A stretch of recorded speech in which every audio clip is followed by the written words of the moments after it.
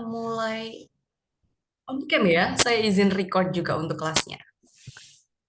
Bisa on cam membersamai saya di sini sebagai host yang akan menemani rekan-rekan sampai akhir ya, karena kita akan ada 4 sesi untuk kelas LTP ini bersama Bapak Munawir.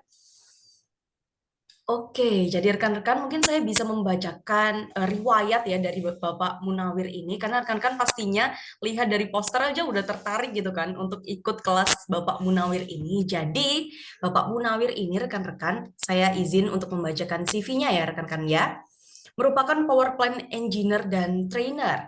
Beliau bekerja saat ini di Jawa Satu Power ya Pak ya sebagai shift leader plan operation, asisten operation manager. Nah, beliau ini sudah ada pengalaman memang sebagai trainer, coaching, mentoring juga di berbagai kegiatan mulai tahun 2021 seperti itu. Salah satunya setelah ini akan ada tambahan lagi ya di CV-nya karena telah melakukan pelatihan untuk rekan-rekan di listrik solid collaboration with expert ini. Jadi rekan-rekan karena memang nggak kaleng-kaleng ya narasumber kita pada pagi hari ini khususnya untuk di power plant operation dan lebih spesialis lagi di pembangkit listrik tenaga panas bumi bersama Bapak Munawir. Jadi rekan-rekan jangan jangan tidak aktif ya, kita harus aktif untuk menggali langsung informasi-informasi dari Bapak Munawir. Nah, rekan-rekan untuk kelas kali ini nanti rekan-rekan diperbolehkan untuk bertanya saat kapanpun ada pertanyaan seperti itu. Namun rekan-rekan tetap harus memperhatikan etika dalam forum, yakni harus raise hand terlebih dahulu dan nanti saya akan menjembatani rekan-rekan untuk bertanya langsung kepada Bapak Munawir. Dan di lain sisi juga rekan-rekan mungkin yang tidak bisa langsung bertanya secara on mic gitu ya, bisa langsung mengajukan pertanyaannya melalui chat Zoom dan nanti akan saya sambungkan langsung ke Bapak Munawir juga. Seperti itu rekan-rekan. Jadi tetap kalau mungkin sesi kelasnya akan aktif ya, tapi rekan-rekan tetap harus memperhatikan etika terhadap narasumber kita yang luar biasa. Seperti itu. Mungkin dari Pak Munawir ada kalimat pembuka dulu atau langsung kita mulai saja? Oke, Assalamualaikum warahmatullahi wabarakatuh. Ya, Ya, persilahkan. teman-teman, Waalaikumsalam. nama saya Munawir Siregar. Mungkin teman-teman juga udah Oh, ada yang kenal ya. mana? Kemudian, ya seperti yang saya tunjukkan di sini, kebetulan saya di PLTP itu sudah pernah di PLTP Sarula di Sumatera Utara, kemudian di PLTP Muara Labo. Jadi di Sarula itu ada yang namanya teknologi single flash dan ORC. Jadi dia dikombin menjadi combine geothermal power plant yang pertama di Indonesia. Terus kemudian di Supreme Energy ini ada yang namanya double flash teknologi. Jadi di sini ada istilah-istilah flash ya, flash flash. Nah, itu nantinya akan kita bahas karena itu adalah apa kata kunci utama untuk pembangkit listrik tenaga panas bumi. Nah, sekarang saya bekerja di Jawa Satu Power di LNG to Power ya. Jadi sekarang itu karena kita di transisi energi, teman-teman mungkin tahu juga ada istilah RUPTL, Rencana Pengusahaan Teknologi Listrik ya, yang akan dilakukan 10 tahun ke depan. Kita lihat itu LNG to Power ini juga demanding ya. Jadi 10 tahun ke depan itu di Jawa aja, seingat saya ada sekitar 6 yang akan dibangun PLTGU dan ada banyak PLTP yang akan dibangun seperti itu. Jadi saat ini saya di Jawa South Power dan tepatnya di Kabupaten Karawang di Jawa Barat. Saya merupakan lulusan dari Teknik Mesin USU Universitas Sumatera Utara di Medan. Jadi teman-teman mungkin ada juga yang dari Medan dan juga kebetulan sudah ngambil profesi insinyur di Universitas Diponegoro. Oke, mungkin itu sekilas profil aja untuk perkenalan dari saya. Mungkin teman-teman ya kalau bisa ada yang kenalan lah 3 gitu ya, biar kita nanti interaktif seperti itu. Mungkin itu aja, Mbak Suci. Saya kembalikan. Ya, mungkin bisa dimulai Bapak langsung. Oke, supaya kita interaktif gitu ya. Ada yang bersedia nggak kenalan? Ya 3 orang lah gitu ya, biar teman-teman juga bisa saling kenal. Harapannya forum ini kita jadi silaturahmi juga, teman-teman ya. Ayo, ada yang bersedia, Bapak-Bapak? Ya, Pak mungkin dari Ibu? rekan-rekan ada yang mau menampakkan diri. Ya, izin Pak. Boleh banget, ataupun nggak bisa on cam, boleh banget langsung raise hand, perkenalan. Kita santai aja ya Pak ya di forum ini Iya, ya Pak ya. santai aja. Jadi kita sifatnya sharing aja. Jadi saya juga nggak mau menggurui teman-teman. Jadi sharing pengalaman aja kayak gitu. Silakan, silakan. Ya, selamat pagi, Bang. Perkenalkan, nama saya Bobi Ade Putra. Saya lulusan dari Teknik Mesin, kebetulan USU juga, Bang. Oh ya, Dari, oke. dari angkatan 2019 dan konsentrasi saya kebetulan di konversi energi. Jadi, saya merasa kelas ini mungkin sangat cocok untuk dengan konsentrasi saya. Saat ini saya seorang fresh graduate, baru tamat, dan saya harap dengan kelas ini bisa membuka insight saya tentang geothermal power plant. Mungkin untuk aku berawal karir dan sebagainya.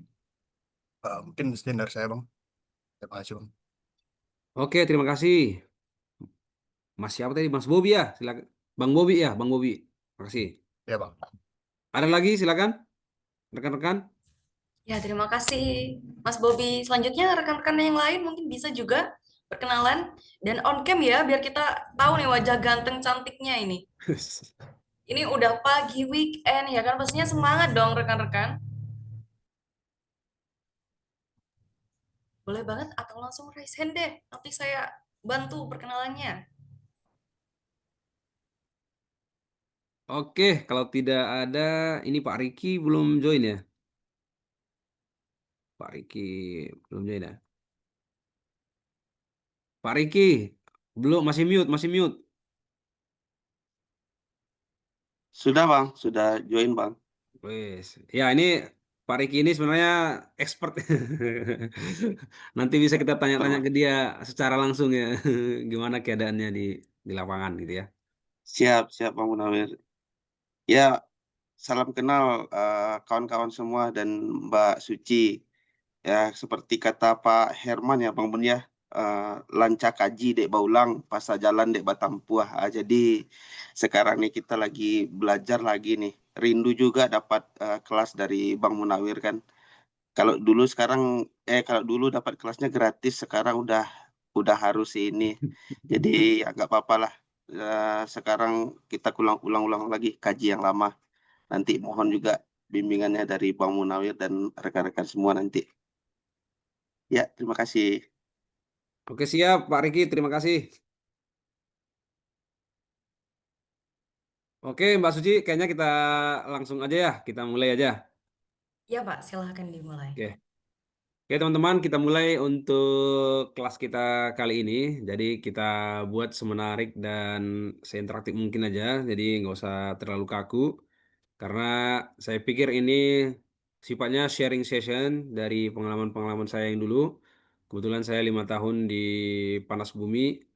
Nah ini sekarang menjadi pertanyaan gini ya. Jadi kita awali dari pertanyaan dari mana datangnya listrik gitu ya. Karena nanti ujung-ujungnya kita akan bahas listrik ya. Karena geothermal power plant ini nanti menjadi sumber energi yang menghasilkan listrik seperti itu.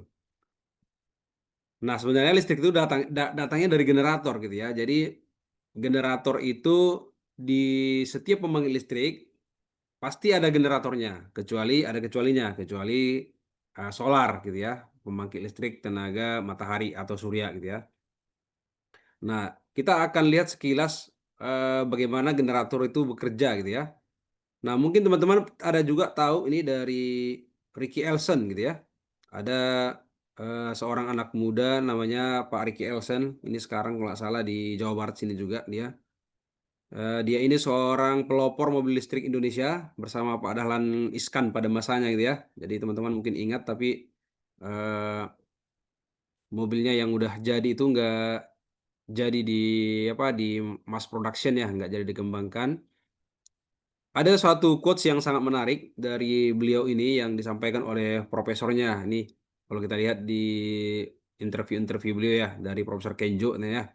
Jika engkau menguasai aturan tangan kiri, engkau akan menggerakkan dunia, gitu ya. Kemudian jika engkau menguasai aturan tangan kanan, engkau akan menjadi penerang dunia. Nah, ini aturan tangan kiri dan aturan tangan kanan ini adalah ilmu teman-teman di teknik elektro ya. di mana yang menggerakkan dunia ini adalah ilmu motor listrik ya, yang bergerak. Motor listrik ini dipakai di mana di menjalankan pompa, menjalankan fan, menjalankan mobil, seperti ya menggerakkan dunia ya. Jika engkau mau saya turun tangan kanan, nanti itu yang di generator, kita akan menjadi penerang dunia, di mana generator itu yang menghasilkan listrik seperti itu ya. Nah, itu yang menjadi prinsip dari generator. Kalau kita tahu generator itu fungsinya adalah untuk mengkonvert mechanical energy atau energi mekanis ya, dan dia nanti akan diubah menjadi energi dalam bentuk putaran. Kemudian dia akan bersinggungan ya dengan magnetic field atau kita sebut dengan medan magnet gitu ya. Di mana ini nanti akan dijelaskan by Faraday's Law. Tapi di sini di kelas ini kita nggak bahas gimana itu Faraday's Law, tapi kita mau mengingatkan kembali bahwa apapun pembangkit listriknya pasti kita butuh generator. Jadi Bapak Ibu atau teman-teman yang nanti bekerja di pembangkit listrik pasti akan ketemu generator. Generator itu nanti yang akan berputar ya. Berputar di mana generator itu nanti ada magnetnya, ada konduktor coilnya, dan ada relative motion dalam hal ini bentuk putaran seperti itu. Nah, jadi tugas kita ini adalah memutar generatornya gitu ya, memutar sub generator yang tadi. Kita akan putar dengan apa itu sekarang pertanyaannya. Jadi seperti yang saya sampaikan tadi, kita akan menemukan generator di setiap pembangkit. Apalagi nanti kita akan bahas di pembangkit tenaga panas bumi. Walaupun judulnya panas bumi, pasti ada generatornya gitu ya. Tapi teman-teman, mungkin teman-teman di sini ada yang backgroundnya teknik mesin, teknik kimia, teknik elektro gitu ya. Kita harus membuka wawasan, kita harus terbuka untuk membuka wawasan gitu ya, open mind lah gitu ya, open mind terhadap bidang ilmu yang lain. Jangan saya kan orang teknik mesin, ngapain saya belajar generator gitu ya. Saya orang teknik kimia, ngapain saya belajar pipa gitu. Nah, nanti di lapangan itu kita diharapkan open mind terhadap semua bidang ilmu. Supaya apa? Karena sekarang ini musimnya itu disiplin ya, multidisiplin ilmu seperti itu ya. Jadi itu yang juga pesan yang selalu saya sampaikan di setiap kelas saya, eh, supaya kita open mind terhadap semua ilmu seperti itu. Karena kita nanti di belakang juga akan membahas ilmu-ilmu yang mungkin nggak berkaitan dengan kita. Mungkin teman-teman teknik elektro kita akan bahas termodinamika seperti itu. Nanti akan kita bahas di belakang. Oke, jadi saya ulang lagi, tugas kita adalah memutar generatornya. Kalau kita lihat gambar ini ada kakek-kakek, jadi ada generator kecil atau disebut dinamo mungkin ya di kampung kita gitu ya. Di roda sepeda ini untuk memutar generatornya dan menerangi si lampu sehingga kakek ini bisa melihat jalan ketika bersepeda di malam hari seperti itu. Jadi ini juga merupakan suatu pembangkit kecil ya, mini power plant, pembangkit listrik tenaga kayuhan kaki gitu ya. Nah, itulah contoh simpelnya. Kemudian karena tadi tugas kita untuk memutar generator, maka kita nanti akan menjumpai energi apa yang digunakan untuk memutar generator tersebut gitu ya. Jadi untuk sekarang kita bisa bagi dengan jadi dua ya. Ada yang namanya renewable energy, kemudian ada yang namanya non renewable energy atau energi fosil lah tersebut ya. Untuk yang renewable energy yang sekarang ini lagi naik daun ya, lagi hot-hot karena kita sedang melakukan transisi energi. Jadi ada nanti hidroenergi ya, energi dari air ini ya, dari air, pembangkit tenaga listrik tenaga air. Kemudian ada solar energi ya. Ada biomass energi juga banyak ya di Indonesia, misalnya dari plantation, dari saya lihat itu di Jawa ada pabrik yang menggunakan ampas padi gitu ya untuk menjadi bahan bakar, itu biomass energi. Ada juga wind energy ya atau energi angin, dan nanti yang akan kita bahas di geothermal energi. Untuk non renewable energy ya, untuk memutar si generator tadi bisa pakai fuel oil atau bahan bakar minyak ya, atau bisa pakai batu bara, atau bisa pakai nuklir, atau bisa juga pakai natural gas. Nah, Dari sumber-sumber energi ini nanti akan kita sebutlah nama-nama pembangkit gitu ya. PLTA kah? Karena dia pembangkit tenaga air, tenaganya apa gitu ya. Tenaga, tenaga surya, tenaga biomasa, tenaga bayu, dan nanti kita bahas di PLTP.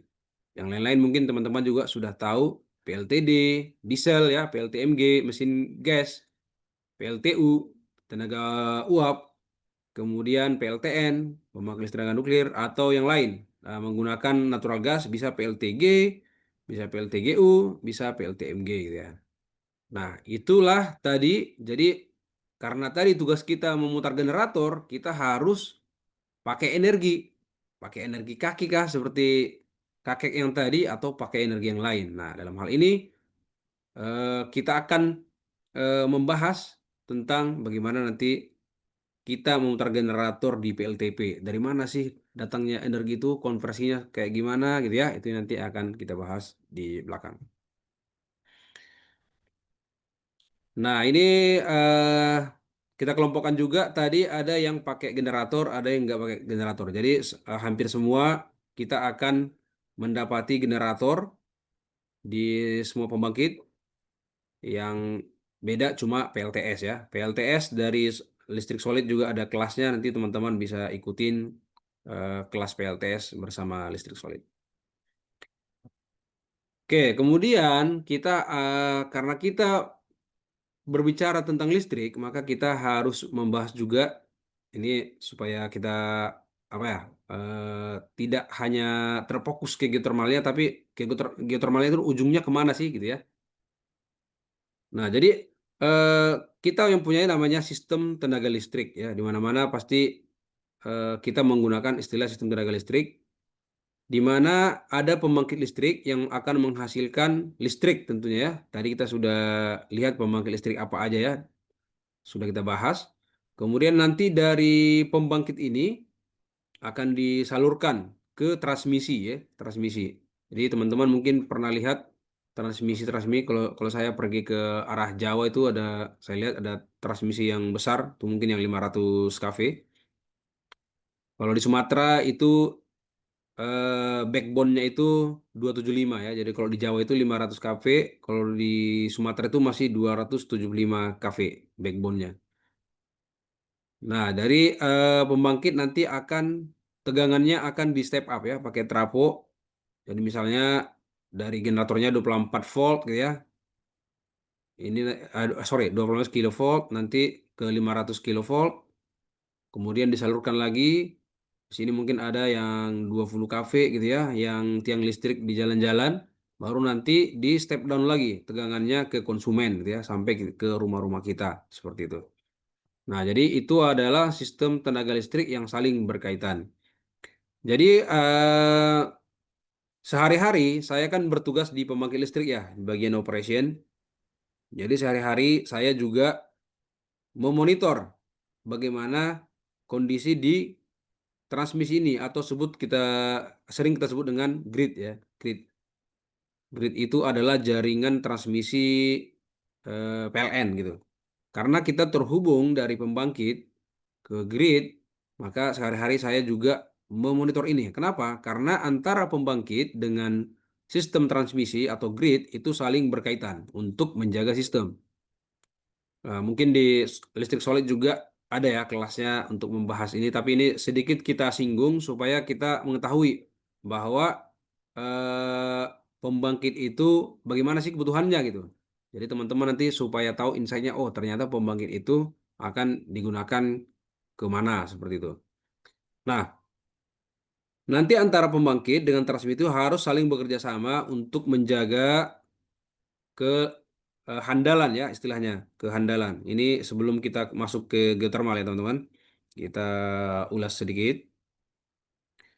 Jadi ada namanya kehandalan, handal ya, handal. Jadi dalam pembangkit listrik ada beberapa istilah yang menjadi patokan. Pertama itu adalah ketersediaan ya, atau namanya availability, available, tersedia ya, atau siap. Availability, kemudian kehandalan. Handal. Jadi gangguannya kecil. Kemudian kita harus juga enviro ya, enviro. Nanti selain itu juga ada keekonomisan dan lain-lain seperti itu. Jadi antara pembangkit dan transmisi harus selalu menjaga, jangan sampai salah satunya down gitu. Jadi kalau salah satu down, dari sini misalnya di sini 100 MW, kebutuhannya di sini misalnya 100 MW, kalau di sini down gitu ya, di sini down, ya tentu di sini juga down. Nah, itu yang nanti bisa menyebabkan gangguan di sisi transmisi, yang itu bisa kalau kita orang operation, teman-teman mungkin ada orang operation pembangkit di sini, kita bisa lihat dari frekuensinya ya, frekuensi berapa hertz gitu ya. Nah, itu yang nanti bisa mengganggu keduanya. Kalau di sini ada masalah, bisa juga menyebabkan masalah di sini. Kalau di pembangkitnya ada masalah, bisa juga menyebabkan masalah di transmisi. Yang ujung-ujungnya adalah di distribusi. Makanya kadang harus ada pemadaman listrik kayak gitu ya, atau amit-amit sampai blackout, semuanya padam gitu ya. Kalau sudah padam semua, wah itu akan heboh, dan untuk meng mengembalikannya kembali ke normal itu butuh effort yang sangat banyak seperti itu. Nah, ini adalah sistem tenaga listrik yang secara umum ya, teman-teman. Sekarang kita bertanya nih. Tadi kita sudah bahas tentang basic lah ya, tentang pembangkit listrik dan sistem tenaga listrik. Nah, sekarang kita akan bahas tentang panas bumi itu sendiri ya, atau disebut dengan geothermal energy. Nah, teman-teman, ini saya ambil dari RUPTL ya, RUPTL. Jadi ada di pembangkit di bidang kelistrikan itu ada yang disebut dengan RUPTL. RUPTL. Rencana Usaha Penyediaan Tenaga Listrik. Yang ini adalah 10 tahunan ya. Jadi sekitar 2 bulan yang lalu, pemerintah Indonesia mengeluarkan RUPTL untuk 10 tahun ke depan. Di mana kalau kita lihat di sana ada penambahan-penambahan untuk nggak cuma pembangkit ya, untuk sistem tenaga listrik ya, sistem tenaga listrik yang ada di Indonesia. Nanti termasuk pembangkitnya, termasuk transmisinya, termasuk distribusinya seperti itu ya. Tapi di sini bisa kita lihat ada hal yang menarik gitu ya. Akan ada total penambahan pembangkit sebanyak 69,5 gigawatt. Nah, ini artinya apa? Kalau buat kita ya, ada yang bisa ngasih insight, ada ngasih pendapat nggak? Ini kalau buat kita apa ini? Ada penambahan pembangkit gitu. Ada teman-teman yang punya pendapat nggak? Ya, halo, suaranya kurang jelas.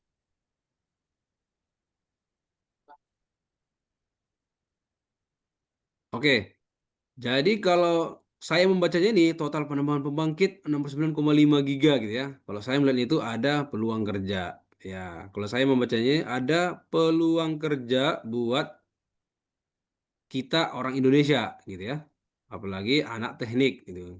Walaupun sebenarnya nggak cuma teknik, banyak lowongan kerja atau peluang kerja yang bisa kita ambil dari membaca ini gitu ya, membaca ini. Kemudian kita lihat lagi, ternyata rencananya itu akan yang dibangun itu adalah 61% energi terbarukan gitu. Energi terbarukan, di mana energi terbarukan kalau kita lihat di sini yang paling banyak mungkin surya ya, surya, air, angin, dan di sini ada panas bumi gitu. Nah, ini karena kita sekarang lagi bahas panas bumi ya, lagi bahas panas bumi. Kalau kita lihat sekarang di Indonesia kondisinya tahun 2000 ini, saya kayaknya 2024 ini tahun lalu ya. Nanti mungkin bisa diupdate, mungkin datanya nggak pas-pas banget gitu ya. Jadi kapasitas terpasang sekarang itu adalah 27 2,7 giga ya, 2,7 giga atau 2.744 megawatt pembangkit dari kapasitas pembangkit yang sudah terpasang di panas bumi. Sedangkan potensi di Indonesia itu nanti kita bahas di belakang ya, potensi kenapa di Indonesia itu punya potensi gitu ya. Apakah di negara lain ada potensi juga? Nah, potensi itu di 23. Jadi masih sekitar plus minus 10% lah ya. Masih 10% yang dibangun gitu, PLTP di Indonesia. Nah, artinya apa? Kedepannya kita akan pakai energi terbarukan, sedangkan energi terbarukan akan banyak dibangun. Ini juga menjadi peluang bagi kita. Makanya menurut saya sharing-sharing seperti ini perlu kita banyak ikutin supaya kita dapat insight, dapat info gitu ya. Mungkin teman-teman yang di bidang yang lain nggak dapat info ini atau nggak konsen gitu, nggak mikirin gitu ya. Mungkin dia di manufaktur nggak mikirin ya. Tapi bagi teman-teman yang ingin mungkin switch karir atau yang ingin berkarir di dunia pembangkit atau di dunia energi gitu ya. Nah, ini merupakan suatu peluang seperti itu. Kebetulan saya awal bulan yang kemarin, bulan ini, saya ada ikut pelatihan di China 1 minggu. Jadi di China itu memang panas bumi tidak terlalu ada ya, tidak, bahkan mungkin nggak ada gitu ya. Di Taiwan ada, di Taiwan. Sekarang ada lagi project. Tapi mereka untuk tenaga surya, tenaga angin itu udah menurut saya udah sangat advance gitu. Bahkan mereka sudah punya smart grid yang udah terintegrasi dengan energy management system. Mereka juga punya storage. Kalau di kita mungkin masih ini barang barang langka ini ya, barang baru atau istilah baru mungkin. PLTA pump storage ini ya. Kemudian baterai. Nah, ini untuk storage ini ada dua ya, ada yang mechanical storage kayak gini, PLTA, ada juga yang chemical. Kalau kita sebut chemical storage, dia berupa baterai. Di sana mereka juga pengembangan baterainya sangat masif seperti itu. Jadi saya alhamdulillah punya kesempatan melihat langsung. Untuk energi fosil nggak usah kita bahas. Walaupun saya sekarang masih di energi fosil gitu ya. Tapi apapun itu semua pasti menggunakan generator kecuali solar ya. Dan kita teman-teman nanti mungkin di energi terbarukan, di pump storage atau di fosil energi itu membacanya itu adalah peluang untuk kita di masa yang akan datang gitu ya. Apalagi anak-anak muda Indonesia mungkin perlu peluang, perlu kerja gitu ya, perlu kerja. Nah, info-info gini mungkin perlu disampaikan juga di kampus-kampus atau teman-teman yang sedang kuliah gitu ya, mungkin diinfokan ke teman-temannya, ada info gini sebenarnya. Jadi mereka juga tergugah untuk belajar gitu ya, belajar seperti itu. Jadi ini merupakan info yang sangat menarik buat kita. Kemudian tadi ada di renewable energy ya, kita bahas renewable energy. Jadi sebenarnya ada beberapa masalah yang ada di renewable energy ini yang dia membuat masih ketergantungan terhadap fosil ya, ketergantungan. Jadi belum bisa dilepas keseluruhan gitu ya 100%. Nah, mungkin ini bisa kita tinjau dari kita fokus ke ini aja ya, teknis dan operasional. Kalau yang lain mungkin nanti bisa dibaca-baca aja karena kita bicara teknis dulu ya. Dia intermitensi ya, intermittent ya. Intermittent itu artinya gini. Misalnya kalau kita pakai solar misalnya gitu ya, pakai solar solar itu kan mungkin intensitas cahaya kalau siang mungkin besar gitu ya. Siang malam. Nah, ini dia enggak konsisten loadnya yang bisa atau load itu adalah beban ya atau istilah yang udah biasa di pembangkit load atau beban atau keluarannya lah ya input listrik keluarannya itu enggak bisa stabil enggak bisa sama gitu ya itu kalau solar. Kemudian kalau kita lihat misalnya angin juga musiman gitu ya mungkin bulan ini anginnya kuat kencang. Terus bulan depan anginnya mungkin redup. Bahkan saya waktu naik pesawat di atas Cina itu saya lihat ada banyak wind farm ya. Ada beberapa yang lagi stop gitu. Si baling-baling turbin anginnya gitu ya. Oh berarti dia lagi nggak ada angin gitu. Nah itu yang menjadi disebut dengan intermittent ya. Atau kita lihat air juga ya sama air. Air juga kalau musim kemarau, kalau musim hujan juga berbeda. Berbeda listrik keluarannya yang bisa dikeluarkan. Kemudian stabilitas grid. Jadi yang tadi saya sebut dengan grid, tadi kan sudah saya sampaikan supaya ini istilah-istilah di pembangkit. Stabilitas grid tadi transmisi atau distribusi listrik dari pembangkit yang dimiliki dalam hal ini dimiliki oleh PLN seperti transmisi yang tadi. Itu membuat stabilitasnya itu nggak bagus gitu. Karena yang tadi dia juga loadnya itu atau keluarannya itu naik turun. Jadi gridnya juga nggak bisa kita atur dengan stabil gitu ya. Kemudian efisiensi konversinya juga belum terlalu tinggi gitu ya. Jadi antara energi, misalnya energi angin yang misalnya energinya harusnya 1 kW, tapi yang ditangkap itu mungkin cuma 20%-nya kayak gitu. Jadi efisiensi korporasi ini menjadi masalah-masalah di renewable energy. Kemudian kapasitas penyimpanan energi terbatas. Kapasitas penyimpanan karena dia misalnya solar ya. Solar ini mungkin dipakainya di peak load atau dipakainya di siang hari gitu. Di mana pada waktu sorry. Jadi solar itu di siang hari ya, siang hari. Di mana siang hari itu biasanya tidak peak load gitu. Jadi biasanya ketika dia tidak peak load, solar tenaga surya ini disimpan gitu ya, disimpan menggunakan storage, chemical storage pakai baterai. Nah, itu yang di sini juga menjadi hal yang eh, bisa kita bilang masalah lah gitu. Jadi penyimpanannya masih terbatas. Harusnya kita bisa simpan dulu karena nggak dipakai, simpan dulu. Nanti waktu malam baru kita pakai gitu. Nah, fasilitas penyimpanan ini juga yang menjadi tantangan lah ya, tantangan. Ini mungkin kita bisa buat jadi tantangan lah ya, tantangan pada renewable energy. Kemudian yang lain ada di regulasi mungkin yang harus dikembangkan dulu secara ekonomi, investasinya tinggi, mengembalikan investasinya lama, harus ada subsidi gitu ya, belum lagi sosial, penggunaan lahan yang luas misalnya untuk solar, angin gitu ya, isu limbah baterai gitu ya.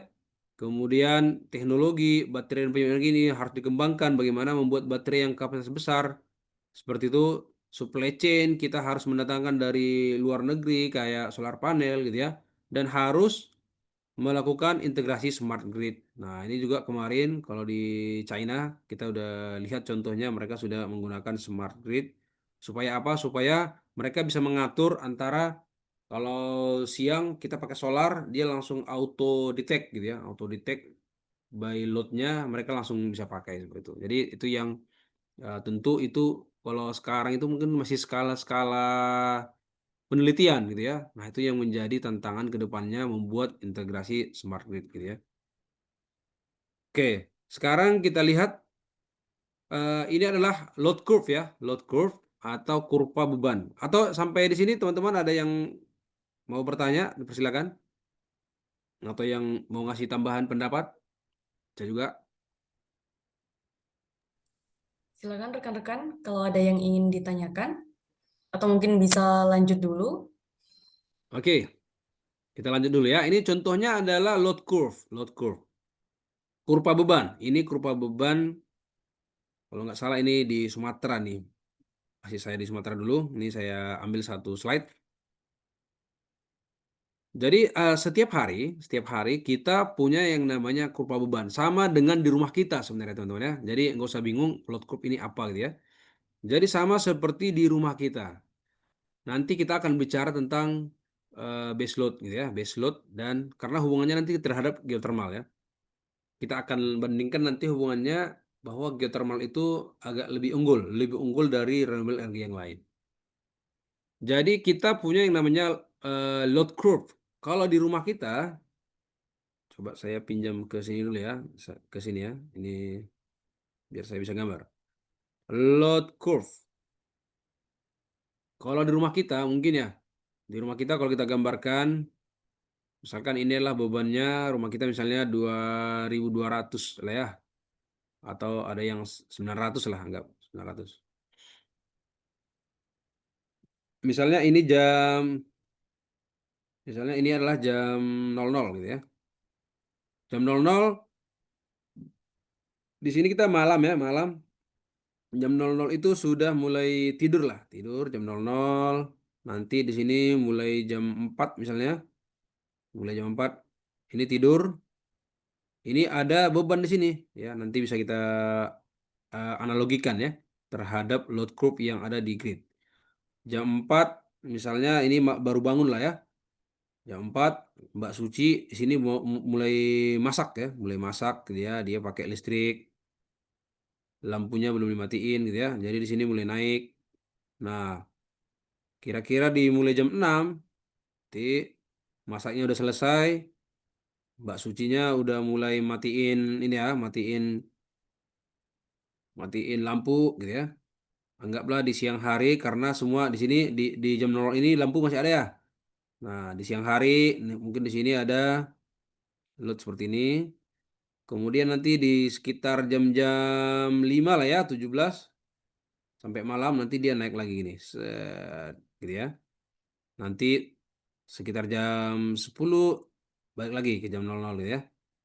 Sini misalnya jam 00 balik lagi. Nah, ini adalah load curve di rumah kita ya, kita anggap. Jadi di sini ada yang kenapa ini selalu ada gitu ya pertanyaannya. Kenapa yang di sini selalu ada yang di bawah? Ya, mungkin teman-teman tahu ya. Jadi di rumah kita anggaplah di sini ya. Inilah kita anggap sebagai batasnya di siang hari jam-jam 10 ke jam 2 gitu ya. Mungkin di siang hari kita mungkin AC-nya nyala terus. Kulkas ya. Kulkas misalnya di sini nyala terus kulkasnya. AC-nya ada yang nyala terus misalnya. Terus apalagi yang nyala ya. Terus misalnya CCTV nyala terus. Internet nyala terus gitu ya. Itu adalah ini kan butuh energi semua tuh. Ini adalah yang namanya base load gitu ya. Nah, ketika mulai sore di sini ya atau mulai sini sore di sini. Ini pagi. Ini mulai pagi di sini kita bisa sebut dengan peak load pagi hari lah. Kita anggap ini peak load pagi hari atau beban puncak di pagi hari. Peak itu puncak ya. Kemudian di sini base loadnya nggak ada ngapa-ngapain, paling nonton TV lah sini paling ya, atau ngecas HP gitu. Nah ini beban-beban yang tadi kayak kulkas, CCTV, misalnya ada lampu yang nggak padam atau ada yang punya akuarium yang selalu menyala gitu ya. Nah itu yang disebut dengan di sini adalah base loadnya. Base load. Nah, peak load-nya nanti di malam hari misalnya sini peak load-nya di sini di mana kita nyalakan semua lampu, nyalakan AC, nonton TV, terus misalnya memasak gitu ya. Nah, itulah beban puncak yang terjadi di sini. Nah, jadi analogi di rumah kita ini sama juga dengan yang terjadi di sistem keseluruhan gitu ya. Cuma nanti loadnya misalnya ada industri yang dia 24 jam gitu ya. Loadnya itu industri gitu ya. Ada selain rumah, komersial, industri. Misalnya yang kita sebut dengan base load, misalnya industri lah ya, industri yang 24 jam sama yang tadi akumulasi kulkas setiap rumah gitu kan. Misalkan kulkasnya berapa ampere gitu ya atau berapa kW gitu lah. Dikalikan berapa juta rumah. Nah, itu menjadi base load. Belum lagi misalnya hotel, rumah sakit dan lain-lain gitu ya. Nah, jadi kira-kira sama mirip dengan yang di rumah kita. Jadi misalnya di sini jam 00 nanti agak turun dia seret malam. Ini pagi yang tadi. Ini mulai bangun di sini ya. Orang-orang mulai bangun, nyalakan lilin, masak gitu ya. Kemudian di sini nanti nggak terlalu ini mungkin industri ya, industri yang siang ya. Industri yang siang mulai kerja gitu ya. Kemudian di malam hari ini ditambah lagi misalnya lampu-lampu dari perumahan gitu ya, load di AC yang mau tidur sampai nanti turun lagi di jam 00 kembali lagi. Nah, ini juga sama yang terjadi antara di rumah kita dengan yang ada di sistem. Nah, hubungannya terhadap pembangkit apa kan itu pertanyaannya. Jadi, kita dari PLN ya, dari PLN akan mengatur mana yang beban-beban yang akan bukan beban, mana pembangkit yang akan ditugaskan pada base load gitu ya. Mana pembangkit yang ditugaskan pada peak load seperti itu. Jadi salah satunya adalah salah satu selain keekonomisian ya, kita ini operasionalnya aja dulu. Salah satunya adalah base load itu biasanya dia loadnya harus stabil gitu ya syaratnya. Loadnya stabil. Loadnya stabil. Stabil. Kemudian stabil itu artinya dalam waktu yang lama, dalam suatu kurun itu jangan naik turun gitu ya. Kemudian dia lama untuk startupnya, lama. Proses startup, proses kita memulai start gitu agak lama gitu ya, waktu startup. Waktu startnya agak lama. Kemudian dia selain stabil, lama, dan dia harus bisa juga yang lumayan besar gitu ya. Bebannya agak banyak, agak besar gitu. Bebannya besar gitu, atau keluaran listriknya besar gitu ya. Nah, itu nanti akan ditempatkan di base ya. Kalau kita lihat base, kita anggaplah base itu yang inilah ya, yang hijau ini sama ini. Nah, ini salah satunya adalah panas bumi. Panas bumi itu dimasukkan di base. Kemudian batu bara. Batu bara juga startupnya lama gitu ya. Kemudian PLTGU gas. Kemudian nanti yang di peak itu apa ya? Biasanya yang dipakai di peak untuk peak load, pembangkit apa gitu ya? Dia yang harus bisa merespon dengan cepat. Respon cepat. Kemudian startnya cepat. Nah, ini sini juga tambahan juga respon ya. Responnya enggak terlalu cepat ya. Agak lambat gitu. Yang dimaksud dengan respon cepat ini apa gitu ya? Jadi misalnya kita butuh peak load. Jadi untuk kita harus misalnya peak load di sini lah, di atas sini ya. Kita perlu beberapa jam untuk menggunakan energi tambahan gitu ya di area ini. Nah, jadi kita harus butuh pembangkit yang respon cepat dan startnya cepat. Nah, ini biasanya adalah PLTG, PLTD gitu ya, atau PLTMG, minyak dan gas gitu ya. Sorry, bukan minyak dan gas, mesin gas, PLTG, PLTD. Nah, makanya kita juga masih harus bergantung dengan mereka ini ya. Tadi kita sebut di belakang, kita bergantung juga terhadap fosil untuk respon cepat karena kita harus menjaga stabilitas dari transmisi sistem tenaga listrik gitu. Kalau misalnya tiba-tiba semua kita ubah menjadi renewable, kita pakai renewable aja. Nanti bebannya nggak cukup. Nih, bebannya nggak cukup. Karena renewable biasanya kecil-kecil ya. Kalau kita lihat di sini, misalnya ini geothermal panas bumi 7% ini. Kalau kita lihat ini cuma sampai 200 MW gitu ya. 200 MW. Kita lihat ini batu bara bisa sampai 1000 MW, gas bisa 500 MW, something like that lah. Jadi kita perlu respon cepat dan startnya juga cepat ya. Nah, kita juga perlu yang tadi ya, kita perlu base load. Sedangkan tadi ada tantangan-tantangan yang kita dapatkan di wind energy, solar energy, PLTA gitu ya. Tantangannya yang dia kurang stabil dalam waktu yang lama, tidak stabil dalam rentang waktu tertentu gitu ya. Nah, ini merupakan salah satu keunggulan dari panas bumi. Makanya kita hari ini belajar tentang panas bumi dengan beberapa keunggulannya gitu ya. Jadi keunggulan panas bumi dari lainnya, yang pertama itu dia ketersediaan energinya non-stop ya, bisa stabil gitu ya. Jadi 24 jam bisa di load yang sama. Jadi kalau di tempat Pak Riki, seingat saya itu mereka mintanya 90% ya dari load, dari kapasitas. Itu misalnya dari jam 00 sampai jam 00. Itu bisa stabil terus, grafiknya lurus gitu. Kemudian kapasitasnya tinggi. Jadi dibandingkan dengan renewable yang lain, kita bisa mencapai satu generator itu udah bahkan 100 sampai 150 MW gitu ya, kapasitas dari si panas bumi ini. Sehingga itu apa? Dia menunjang juga kestabilan sistem kelistrikan yang tadi ya, harus stabil.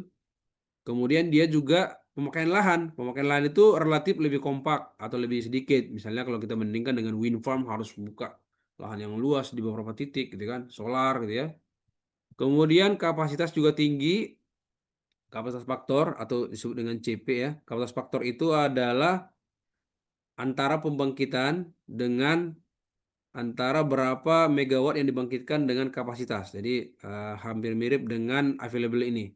Jadi kapasitas faktornya 70 sampai 95%. Dia bisa stabil kayak gitu. Kemudian jejak karbonnya rendah kalau kita bandingkan dengan PLTU dengan PLTG, tentu pasti dia rendah, dan itu pun sebenarnya emisinya itu adalah bukan dari emisi pembakaran ya, karena memang nanti dari bawah tanah itu kita akan mendapat pengotor ya, pengotor seperti H2S dan CO2 gitu ya. Nah, itu dia, ini CO2-nya ini adalah dari pengotor dari bawah tanah. Kemudian di Indonesia tadi kita sudah bahas betapa banyak di Indonesia, tapi masih sedikit yang dimanfaatkan gitu ya. Selain itu juga manfaat sosial dan ekonomi ya yang tadi ke kita bisa mengeluarkan lapangan kerja seperti itu. Oke teman-teman, sampai di sini mungkin ada yang bisa kita diskusikan, silakan. Di chat ada nggak? Nggak ada ya. Masih kosong Bapak. Mungkin dari rekan-rekan ada yang ingin ditanyakan? Oke, karena kita ini masih memang belum sampai ke topik langsung ya, nggak apa-apa. Oke, jadi saya tambahkan ini pembuka aja teman-teman. Nanti kita akan ketemu 8 jam ya, 8 jam, 4 jam hari ini dan minggu depan 4 jam lagi, ya kurang lebih.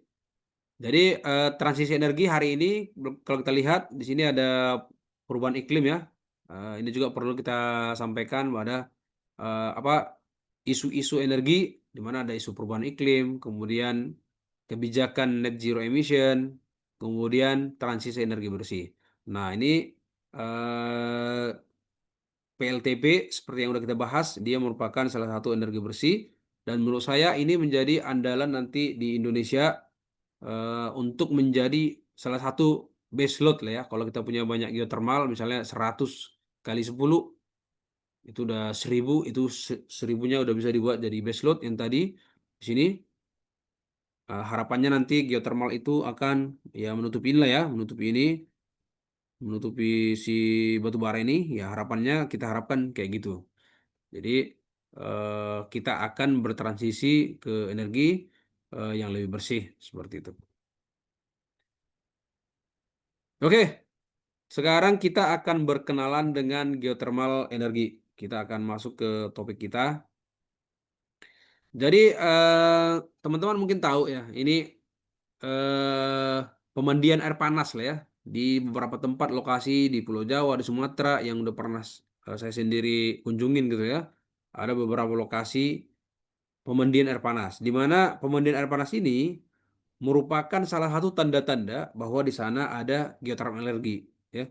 Jadi saya bekerja di PLTP Sarula, oh di sana banyak pemandian. Saya kerja di Muara Labo di Solok Selatan di Sumatera Barat, di sana juga banyak pemandian. Kita dulu sering mandi rame-rame bersama Pak Riki, satu tim gitu ya. Kemudian mungkin teman-teman yang di Sumatera pernah lewat sini ya, area panas bumi Sibayak gitu ya. Nah, itu tadi pemandian di Sibayak. Nah, di sini ada geothermal Sibayak. Pernah, Pak. Ya, ada yang pernah ya? Tadi siapa tadi? Ada yang mau menyampaikan? Oke, jadi kita lanjut. Jadi geothermal itu adalah energi ya dari bumi. Jadi geothermal itu berasal dari dua kata, geo dan thermal. Sebentar, saya ganti dulu nih jadi warna biru. Geo itu artinya bumi, earth, thermal itu artinya panas gitu ya. Panas. Jadi panas bumi, jadinya panas bumi gitu ya. Jadi sebenarnya teman-teman, di tempat kita duduk atau berdiri kali ini, kalau kita misalnya ada orang berdiri ini ya di atas permukaan bumi, sebenarnya dia berdiri di atas geotermal gitu ya, karena bumi ini punya inti panas gitu ya, inti panas. Jadi dimanapun kita pasti berada di geotermal gitu, berada di panas bumi, berada di atas energi dari panas bumi gitu ya. Karena geothermal energi itu termasuk magma ya, magma di sini ada magma mungkin dari inti bumi ini ada magmanya di sini gitu kan. Ada hot dry rock, ada batu ya, ini batuan panas tapi dia kering, nggak ada airnya gitu ya. Kemudian ada geopressure ya, ada secara pressure. Kemudian hidrotermal energi. Nah, tapi untuk yang sekarang kita kenal dengan geothermal itu adalah biasanya dia merujuk ke hidrotermal energi. Tuh. Karena ini yang bisa kita manfaatkan luas ya sekarang. Jadi kalau kita ngomong geothermal dia itu eh, paling sering dikaitkan dengan hidrotermal energi. Yang dimaksud dengan hidrotermal energi apa sih gitu ya?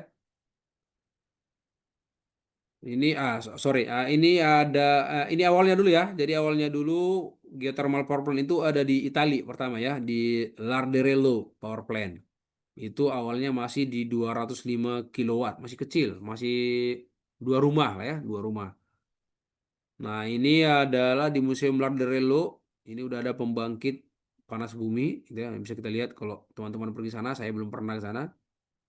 Nah, ini tadi saya sebutkan. Jadi bumi kita punya temperatur gradien ya, di mana semakin dia semakin dalam perut bumi, inner core atau inti bumi, dia akan semakin panas temperaturnya ini. Tuh ya. Jadi bisa sampai 6.000 derajat Celcius itu di bawah. Makanya ya energinya itu besar gitu ya. Energinya besar. Cuma yang tadi kita punya tipikali per kilometer itu adalah 30 derajat Celcius. Tapi yang bisa kita ambil itu kayak gimana gitu ya. Nah, itu yang kita lihat di sini nih. Jadi biasanya ada tanda-tanda yang tadi ya, kita merujuk ke geothermal tadi, geothermal ke hidrotermal ya, hidrotermal. Jadi di mana lokasi yang bisa banyak kita temukan sistem hidrotermal ini gitu ya. Jadi nanti akan kita ada istilah yang disebut dengan ring of fire, di mana ada ditandai dengan banyak gunung api ya, gunung api. Adanya gunung api, kalau kita belajar geografi dulu ya waktu SMP gitu ya. Ada gunung api artinya ada magma yang dekat ke permukaan bumi ya, dekat ke permukaan bumi. Sehingga dia ada gunung api karena ada retakan-retakan atau apa istilahnya keras dia. Eh, ada retakan gitu ya, ada retakan bumi yang membuat cairan magma tadi dekat ke permukaan bumi sehingga dia membentuk gunung api. Nah, itu lokasi-lokasinya ada di sini nih. Cincin api nih ya, cincin api atau disebut dengan ring of fire. Makanya nanti di negara-negara ini yang banyak kita temukan PLTP seperti ya. Jadi banyaknya aktivitas gunung api itu merupakan salah satu tanda ya, lokasi-lokasi yang nanti akan banyak ditemukan hidrotermal. Kalau kita zoom misalnya, kita zoom di Sumatera ya, di Sumatera itu ada banyak, kita lihat ini gunung api di sini mulai dari Aceh sampai ke Lampung itu adalah barisan gunung api yang disebut dengan Bukit Barisan gitu ya, Bukit Barisan. Dan di sini ada Great Sumatra Fault ya, di sini ada kayak patahan ya, patahan Sumatera yang merupakan kayak lempeng gitu ya, lempeng yang bertabrakan antara lempeng samudra dengan lempeng benua gitu ya. Nah, itu yang nanti membentuk gunung-gunung di sini, gunung-gunung yang sekarang kita sebut dengan Bukit Barisan. Nah, kalau kita lihat di geotermal di Sumatera ini ada banyak ya. Di Sumatera nanti di Jawa juga ada banyak. Kalau di Sumatera ini cenderung yang baru-baru nih, kayak tempat saya, Sarula Geothermal itu baru sekitar 5 tahun. Ada Sorik Marapi, ada Muara Laboh, ada Ranton Dedap gitu. Dan di sini masih banyak punya Pertamina Geothermal di Lampung ada banyak Ulu Belu gitu ya. Ada banyak geothermal power plant yang udah di Sumatera, apalagi di Jawa. Di Jawa juga banyak. Nah, kita kembali ke hidrosistem yang tadi. Jadi kita udah tahu nanti lokasi-lokasi di Ring of Fire. Tapi di lokasi manakah yang nanti bisa kita buat pembangkit panas bumi gitu ya. Jadi sistem hidrotermal yang tadi merupakan gambarnya kira-kira kayak kita memasak memasak air di atas teko gitu ya. Jadi di sini ada heat source, api kompor gitu ya. Api kompor itu kalau di sini ya magma lah atau heat source-nya dari bumi. Magma ini tentu dapat energi dari inti bumi gitu ya. Kemudian harus ada reservoirnya ya. Reservoir itu adalah kayak tampungan air. Jadi di sini nanti ada reservoir permeable rock. Permeable rock itu adalah misalnya ada berpori ya. Misalnya ini ada berpori. Misalnya di sini ada benda berpori. Jadi dia harus bisa dilalui oleh air. Ada yang berpori tapi tidak bisa dilalui air. Tapi ada yang berpori bisa dilalui air. Contohnya kalau karena saya juga nggak bisa membayangkan langsung ya batunya. Batunya di bawah sana. Jadi saya analogikan aja kayak spons pencuci piring gitu ya. Jadi kalau kita basahin dari sini, dia akan tembus ke sini. Nah, kira-kira gitulah yang diperlukan batuan yang di sini. Supaya apa? Nanti ada retakan, patahan ya, ada patahan dari lempeng bumi gitu ya, ada patahan. Nanti di sinilah tempat air masuk gitu, dari patahan ini. Dari patahan ini air masuk, air hujan, air permukaan gitu ya, sampai nanti dia masuk ke water flow di sini ke permeable rock gitu ya, permeable rock. Supaya apa? Supaya dia bisa ngalir gitu. Jadi dia ngalir dari yang biru ini, kemudian nanti akan ada muncul di permukaan karena ada patahan yang lain, akan ada muncul di permukaan nih. Nah, ini yang nanti kita lihat kayak di pemandian-pemandian. Wah, karena ada pemandian berarti ada dua patahan yang masuk, ada patahan yang keluar gitu. Yang ini nanti menjadi tanda-tanda yang saya sebutkan tadi ya, ada hot spring gitu ya, ada tempat pemandian, ada keluar kayak mungkin di area Jawa Barat, rumahnya di Garut gitu ya, ada keluar air panas gitu ya. Nah, berarti sana ada patahan yang membuat aliran air kembali ke atas karena tekanannya setelah panas dia tekanannya naik, ini ya, tekanannya naik, dia akan kembali ke atas ya. Nah, jadi ada air yang masuk, kemudian ada permeable rock, jadi airnya itu akan melewati sini, di mana ini adalah batuan-batuan panas ya. Tadi kan dipanasin, batunya panas, airnya lewat, airnya jadi panas. Kemudian dia akan lewat ke atas, sehingga di sini mungkin ada dijumpai pemandian, ada uap-uap yang keluar gitu ya. Tapi harus ada caprock, harus ada pelindung ini, harus ada pelindungnya nih. Harus ada caprock untuk melindungi air yang panas tadi, yang aliran air tadi, supaya dia tidak serta-merta langsung keluar ke bumi gitu ya. Jadi ada kayak pelindungnya, caprocknya. Kemudian nanti ada juga misalnya lokasi-lokasi yang lain. Misalnya ada tempat yang masuk nggak cuma dari satu, bisa dari sini, bisa dari sini. Tapi intinya dia harus punya heat source, ya, heat source dari sini. Kemudian ada permeable reservoir yang tadi, yang ini, bagian sini, permeable, jadi dia bisa lewat. Ada supply air dari atas, gitu ya, permukaan. Dan ini tidak serta-merta begitu air masuk langsung langsung keluar lagi gitu ya. Jadi dia butuh proses yang panjang. Mungkin ya ribuan tahun yang lalu gitu ya berkumpul di sana gitu ya. Kemudian ada caprock untuk melindungi si bagian ini nanti kalau kita drill, jadi dia nggak sampai gagal. Kemudian ada recharge mechanism. Recharge mechanism itu adalah yang tadi air yang masuk bisa kita masukkan kembali ya, air yang udah keluar bisa kita injekkan kembali, bisa kita injek kembali dari sini, dari injection well. Nah, ini adalah sistem hidrotermal yang itu nanti menjadi tanda-tanda di sana ada geothermal ya, geothermal yang bisa kita buat menjadi PLTP gitu ya.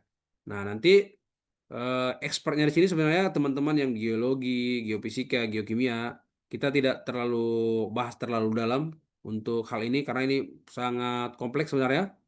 Tapi secara gambaran umum, energi geotermal itu seperti itu teman-teman. Jadi perlu diingat dia kaitannya itu disebut dengan hidrotermal ya, hidrotermal system. Jadi ada air yang masuk ke dalam bumi dipanasin yang nanti dia akan berkumpul di reservoir. Jadi reservoirnya itu adalah ini permeable rock ini. Jadi jangan dibayangin kayak danau di bawah sana ada danau gitu ya. Tapi dia adalah air yang terperangkap di batuan-batuan yang bisa tembus gitu. Jadi kayak spons cuci piring. Nah, ini kalau kita gambarkan juga secara grafik sama gitu ya. Secara grafik, misalnya ini ada hujan ya. Ini saya ambil dari buku Ronald Di Pipo. Ini saya punya bukunya PDF. Jadi kalau teman-teman mau bisa saya share. Atau di download juga. Udah banyak kayaknya orang yang sudah share di internet gitu ya. Jadi yang tadi ini air permukaan, ada hujan, lain-lain gitu ya. Kemudian dia masuk ke dalam, terus ada ini melalui patahan, ini patahannya ya. Patahan, kemudian masuk ke permeable rock. Sini dia bisa ngalir. Kemudian ada patahan yang lain. Karena dia ada patahan, dia akan pelan-pelan keluar, jadi pemandian air panas atau kita sebut dengan spring ya, spring. Jadi tadi spring itu adalah sebagai tanda-tanda dari adanya hidrotermal system yang di bawah. Artinya di sana mungkin teman-teman yang melakukan eksplorasi gitu ya, mereka lihat dulu, oh ada pemandian nggak? Kalau ada pemandian, oh berarti bisa dicek ini gitu. Berarti ada tanda-tanda nih. Lalu mereka akan eksplorasi lebih jauh, dipelajarin di bawahnya kayak gimana, nanti mereka mempelajari seberapa banyak energi yang terkandung dalamnya. Nah, itu yang nanti akan mereka jadikan berapa banyak PLTP-nya, berapa megawatt seperti itu. Oke, untuk geothermal project ya. Jadi ada beberapa fase. Kebetulan saya di Sarula dan di Supreme itu mungkin masuknya di sinilah ya, dari sinilah ya. Nah, jadi di sini itu yang tadi mempelajari hidrosistem itu adalah orang eksplorasi ya, exploration nih. Exploration, mereka tes drilling, baru feasibility study gitu ya. Nah, yang paling banyak menyerap tenaga kerja ya, apalagi kita-kita yang bukan orang ahli perbumian gitu ya, ilmu bumi. Ya di sini well field development, construction, startup, operation and maintenance. Nah, saya alhamdulillah pernah mengikuti fase-fase ini dan konsentrasi saya adalah di operation dan maintenance di PLTP. Jadi nanti kita akan bahas banyak di operation maintenance atau mungkin juga bisa kita bahas dari sini lah ya, construction, startup gitu ya di PLTP. Oke, nah ini risiko ya. Jadi risiko project ini juga menjadi suatu tantangan buat para investor ya. Risiko di mana risiko kegagalan ya.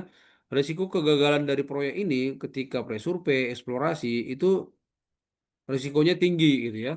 Risikonya tinggi sehingga kegagalan itu paling banyak di sini nih. Nah, jadi kalau sudah di sini sudah aman sampai ke drilling test lah ya.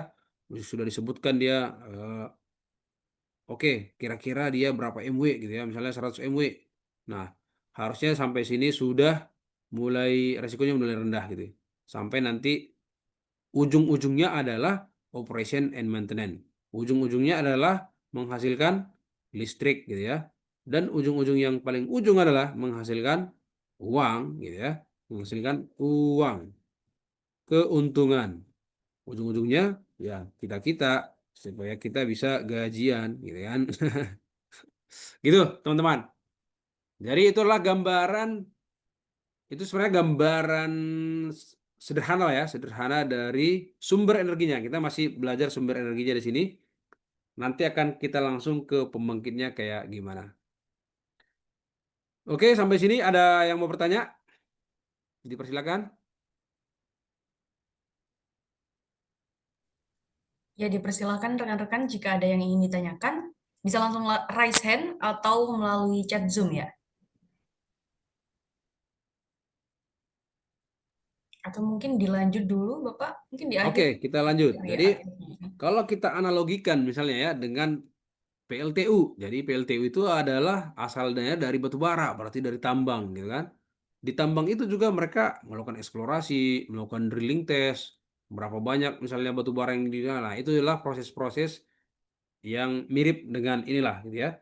Atau misalnya kita PLTG, tenaga gas gitu ya. Gasnya dari mana? Gasnya itu dari bawah bumi juga. Cuma biasanya geothermal ini nanti kita bahas di belakang.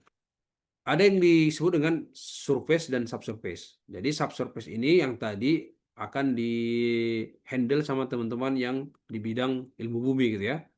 Jadi yang di surface atau yang di permukaan atau fasilitas permukaan itu yang nanti akan di-handle oleh kita-kita yang non ilmu bumi. Teknik mesin, teknik elektro, teknik fisika, instrumen, dan industri dan lain-lain kayak gitu. Atau ilmu bidang yang lain juga gitu ya. Kemudian ini perkenalan aja bahwa salah satu yang membuat geothermal itu menarik juga buat eh, kita lah ya, kita atau teman-teman atau bahkan orang-orang yang bekerja di oil and gas ya. Dia harus di drilling ya, di drilling, dibor. Jadi kan dia mirip kayak oil and gas ya, oil and gas. Bahkan teman-teman yang oil and gas juga banyak yang switch karir, switch ke geothermal. Sehingga membuat geothermal ini berbeda dan lebih berkelas kayak gitulah. Dan biasanya sumur yang jadi sumur itu adalah ini ya sudah dibor nanti udah menghasilkan adalah ya reservoir yang tadi nyampe dibor sampai ke permeable yang tadi, permeable rock ya, batuan permeable yang tadi dibor, terus ada keluar airnya atau fluidanya. Nanti akan ada kepala sumurnya setelah dibor ya. Setelah dibor jadi kepala sumur. Nah, itu yang disebut menjadi sumur. Jadi sumurnya itu adalah ini ya, casingnya yang ke dalam. Sumurnya. Jadi sumur dan reservoir. Jadi kalau kita gambarkan sumurnya ya ini aja.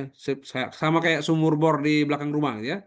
Jadi ada airnya di bawah, ini sumurnya. Sumurnya di mana? Terus ada pompanya di atas gitu ya kalau di rumah kita ya. Nah, mirip dengan di panas bumi, tapi dia dibor sampai kedalaman bisa mendekati 3 km. Jadi rata-rata 2000 di bawah 3, 2000 sampai 3000 ya. 2 sampai 3 km. Yang pernah saya lihat itu 2 sampai 3 km. Jarang yang di atas 3000. Biasanya di antara 2500 ke 2700 yang banyak. Nah, itu jadi ini ya, jadi hal yang menarik. Jadi orang-orang oil and gas seperti teman-teman yang Halliburton gitu kan, Baker Hughes gitu, atau yang bagian-bagian drilling ya, apalagi ada banyak sebenarnya drilling engineer atau apa drilling company, sehingga dia menjadi kita kerja kayak di oil and gas gitu karena adanya pengeboran ini. Jadi menjadi hal yang menarik juga dan bagi orang-orang yang switch oil and gas juga ini menjadi hal yang menarik karena tadi mereka harus mengebor kalau ini ya diskusi dengan teman-teman pengeboran gitu ya. Jadi kalau mereka mengebor oil and gas itu lebih dangkal. Kemudian lebih lunak gitu. Karena kalau di geothermal kita harus yang tadi caprock ya, ada caprock, ada batu yang sangat keras yang harus di drill gitu, dibor ke bawah gitu. Nah, jadi itu juga tantangan buat mereka dan juga high ya, high temperatur. Bisa sampai 300 derajat gitu ya ke bawah bumi sana gitu ya. Kemudian juga punya banyak corrosive fluid ya dan juga high solid content karena dia punya yang tadi batunya keras, terus airnya mungkin banyak kandungan silika, kandungan kalsium atau mineral yang lain gitu. Itu menjadi tantangan tersendiri bagi teman-teman yang bekerja di bagian pengeboran kayak gitu. Nah, kalau kita tadi sebut geothermal well, jadi yang tadi udah saya sebutkan di bawah, kita mengacu ke ini ya hasil dari pengeboran tadi. Jadi nanti ada yang disebut dengan casing. Casing itu yang ke bawah ya, yang pipa lah kita bilang pipa ke bawah. Nanti di sini ketemulah dia dengan reservoir ya, reservoir. Nah, biasanya dia ada dua ya, ada yang disebut dengan directional well ya, directional drilling gitu ya, atau vertikal. Itu cuma pengarahan ya. Jadi ketika dia ngebor, dia arahkan vertikal lurus gitu ya. Sedangkan kalau direksional bisa dia dibelok-belokkan secara 3 dimensi ya. Mungkin ini teman-teman bisa bayangin 2 dimensi, tapi dibelokkan. Ini mungkin dibelokkan berapa derajat gitu ya, ke arah timur, ke arah tenggara gitu ya. Jadi secara 3 dimensi. Jadi bisa misalnya misalnya di sini sumurnya ada 4 gitu ya. Ada 4 misalnya di sini ada sumur, kepala sumur. Bisa jadi ini ada yang ke sana gitu kan. Ada yang lurus, ada yang mungkin ke belakang sana, ada yang mungkin ke depan sini gitu ya. Jadi itu yang menjadi semua itu disebut dengan well ya, atau sumur. Dari sumur itu nanti akan kita lihat gambar realnya ya. Sumur itu nanti ketika sudah selesai dibor akan ditutup supaya apa? Supaya airnya nggak keluar, supaya fluidanya nggak keluar ya. Ditutuplah dia menggunakan namanya master valve. Master valve. Jadi nanti ada istilah well pad. Jadi well pad itu adalah kayak gini. Ada ini misalnya ini ya, satu lapangan, nanti ada kumpulan beberapa sumur yang mungkin dia berubah arahnya ini ya, ada yang ke sana gitu ya. Itu disebut dengan well pad. Kemudian wellhead itu adalah kepala sumurnya. Kalau kita gambarkan gini. Jadi dia sebenarnya valve ya. Jadi sumurnya ditutup menggunakan valve yang besar disebut dengan master valve. Yang fungsinya itu adalah untuk memutus ya, memutus dan menghubungkan antara surface dengan subsurface. Jadi ini disebut dengan subsurface. Ini disebut dengan surface atau di fasilitas di atas lah. Jadi di sini nanti akan dihubungkanlah dari master valve ini nanti akan dihubungkan sampai ke PLTP-nya, pembangkitnya. Kayak gitu ya. Jadi ada 3 istilah. Well itu adalah sumurnya, wellhead itu adalah kepala sumurnya, well pad adalah kumpulan dari beberapa sumur di satu tempat atau disebut dengan pad, satu lapangan lah gitu ya. Oke. Nah, ini adalah geothermal well testing. Jadi setelah tadi dibor, ya kan, dikasihlah di kepala sumur. Ini tadi yang saya bilang gambar realnya kayak gimana ya. Kira-kira gini lah ya. Jadi ada valve di sini. Ini yang disebut dengan master valve ini tadi. Jadi saya dengan Pak Riki lah ya yang sedang online di sini pernah memutar-mutar valve ini ya. Sebagai tim operation kita akan memutar valve ini tentu nggak sembarangan putar gitu ya. Kenapa? Ini tekanannya tinggi, temperatur tinggi dari bawah.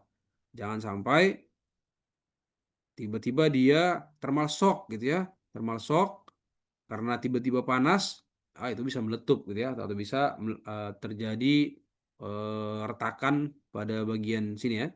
Nah, jadi si wellhead yang tadi wellhead ya, wellhead yang tadi nggak cuma master pulp. Tadi saya bilang ada master pulp yang utama ya, yang ini.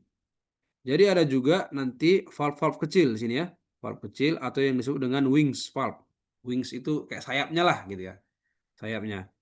Salah satunya nanti di sini akan dipasang pressure indicator, PI ya. Pressure indicator.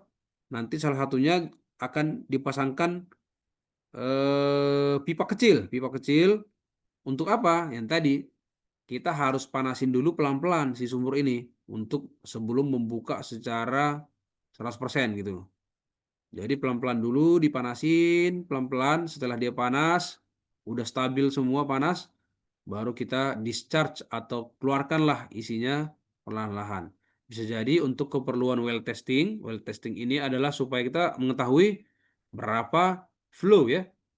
Flow, kita masuk ke istilah-istilah teknik ini. Flow dalam kita bilanglah kilogram per second gitu ya. Kemudian apa lagi? Dari flow nanti ada P ya. P pressure, dan ini misalnya pressure bar lah ya, bar. Kemudian ada T, misalnya dia Celsius. Dari sini kita bisa dapat nanti dari bar dan Celsius, nanti dari well testing ini bisa dapatkan nanti yang disebut dengan H atau entalpi ya. Entalpi. Kalau kita sudah tahu H itu adalah kilojoule, ya kan? H itu H dikalikan dengan M, gitu ya. Atau H itu adalah, tadi kan entalpi ya, entalpi itu berapa kilojoule dalam setiap kilogramnya, ya kan? Dikalikan dengan M-nya, masanya, kilogram per second, gitu kan? Kalau kita matikan kilogramnya, jadilah dia menjadi kilojoule per second, atau itu bisa kita buat menjadi, ada yang tahu nggak kilojoule per second, teman-teman? Ayo, sebelum saya lanjut, saya coba tanya ini biar kita interaktif. Kilojoule per second ada yang ingat menjadi satuan apa? Kilojoule per second ada yang ingat nggak, teman-teman? Ayo,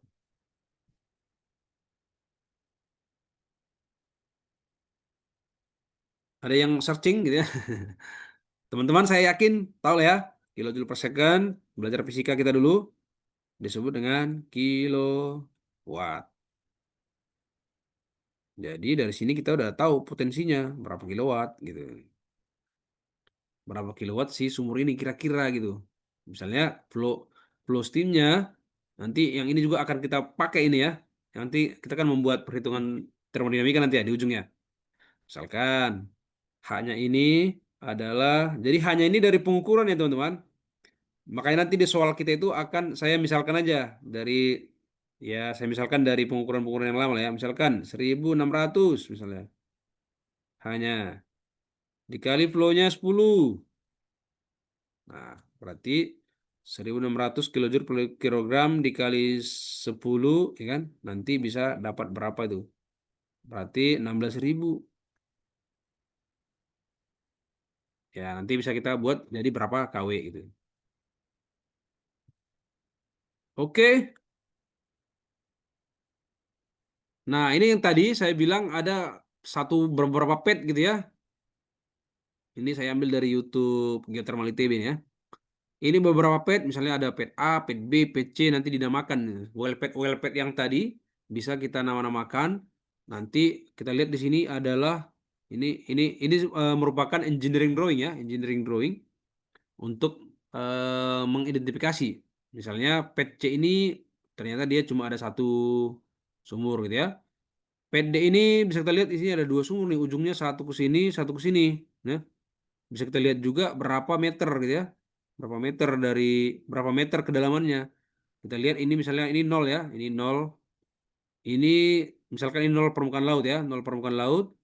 Kemudian inilah karena kita di gunung, jadi dia misalnya di 800 meter di atas permukaan laut. Kemudian dari 800 meter diborlah dia sampai minus 800. Berarti kedalamannya itu adalah kurang lebih 1600 gitu ya.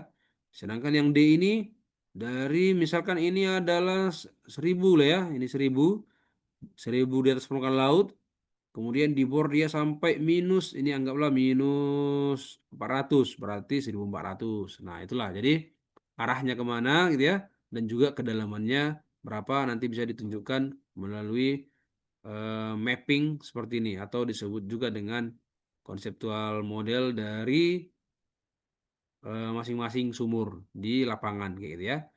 Dan itu biasanya yang expert orang-orang geologi ya. Jadi kalau teman-teman tanya lebih dalam, saya jujur nggak terlalu paham karena saya spesialisnya di atas ya, di surface facility. Tapi bisa kita baca gitu ya, gambarannya kira-kira kayak gini. Jadi kita juga harus tahu misalnya sebagai tim operation, oke, aku punya sumur di pet yang ini, oh arahnya kemana ya, berapa dalamnya. Nah itu menjadi data yang bisa kita eh, inilah kita bisa analisa seperti itu.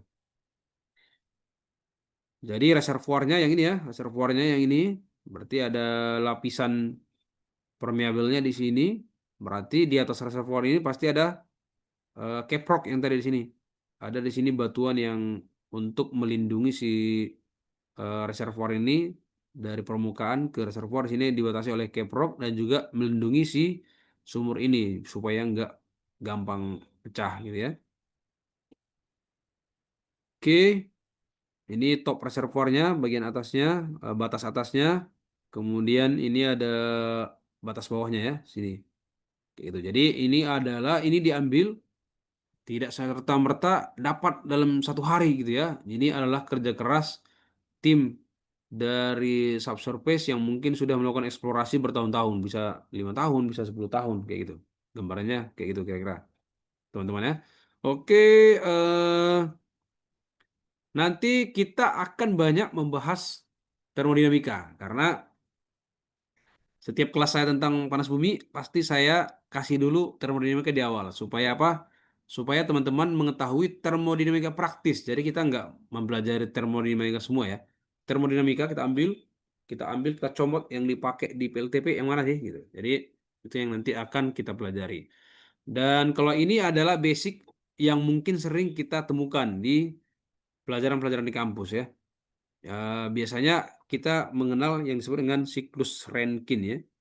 Siklus Rankine. Ini adalah siklus Rankine. Kita nggak akan jauh-jauh dari siklus Rankine, siklus uap. Siklus Rankine ya. Jadi siklus Rankine itulah siklus uap ya. Nanti kita akan belajar tentang fase ya. Mungkin nggak saya bahas di sini, tapi kita akan belajar tentang diagram fase ini karena di situ nanti akan kita ketahui yang tadi saya sebutkan. Kata kunci di geothermal itu adalah flash gitu ya. Saya juga baru posting kemarin minggu lalu di LinkedIn tentang flash ini. Ada fenomena flash ini yang itu merupakan kata kunci dari geothermal. Kamu geothermal pakai single flash, double flash gitu ya, atau multi flash. Ada yang 3 flash gitu ya. Di Turki yang pernah saya baca itu di Turki ada 3 kali flash. Nah, flash itu apa? Itu yang harus kita pahami dengan menggunakan termodinamika ya. Nggak bisa kita pahami dengan yang lain. Tapi secara umum siklus Rankine akan kita pakai. Bedanya nanti kita tidak mempunyai yang namanya pompa dan kita nggak punya yang namanya boiler. Boilernya itu ada di dalam tanah gitu ya, di reservoir. Jadi nanti boilernya tidak ada di sini. Kalau ini kan ada boiler gini ya, 2 ketiga ini kan boiler. Kalau di siklus Rankine dari pompa 1 ke 2 inilah pompa. Kemudian 2 ke 3 ini adalah boiler. 3 ke 4 nanti turbin. Kemudian ada kondenser. Dan itu merupakan siklus tertutup yang dipakai di PLTU, biomas, nuklir, PLTGU, kayak punya saya sekarang, ada juga pakai siklus Rankine gitu. Tapi yang dipakai di geothermal nanti apa? Akan sedikit berbeda ya, akan sedikit berbeda. Nah, itu yang nanti akan juga kita buat simulasinya menggunakan Excel. Jadi supaya teman-teman juga tentunya ini ya, tentunya praktis yang pernah juga saya lakukan kayak gitu ketika saya kerja di PLTP. Mungkin perhitungan termodinamika itu mungkin secara pekerjaan kita nggak bakal banyak kita pakai gitu. Maksudnya perhitungan kita harus menghitung efisiensinya gitu, ya. Kita harus menghitung seberapa efisiensi turbin. Mungkin itu nggak bagian dari kerjaan kita, tapi itu adalah suatu hal yang nice to know ya. Kalau kita misalnya di bagian operation, maintenance, di pembangkit, supaya kita apa? Kita bisa menyelam lebih jauh dalam pekerjaan kita. Jadi kita, oh, ketika aku buat kayak gini, nanti turbinnya jadi kayak gini, sehingga menjadi kayak gini gitu. Nah, itu yang menjadi bisa kita bilang filosofi lah ya, filosofi di balik itu apa gitu. Itu yang membuat kita hal-hal yang cukup menarik gitu, yang bisa kita lakukan sambil kita bekerja. Mungkin pekerjaan kita itu adalah membuka valve gitu kan, mengalirkan fluidanya ke turbinnya, tapi kita bisa bayangin, oh kalau aku kayak gini kan dia bakal kayak gini. Nah, itu yang menjadi filosofi yang bisa kita pakai menggunakan termodinamika.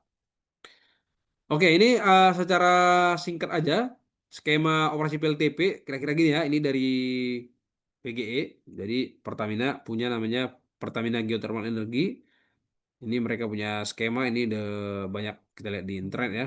Nanti lebih jauh bisa kita akan lihat real case seperti apa. Bisa kita sambil searching kemana gitu ya. Jadi kalau kita lihat, ini tadi dari sumur production well. Jadi tadi ada sumur produksi.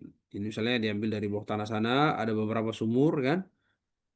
Sorry, ini brine ya. Ini production well. Production well masuk ke separator.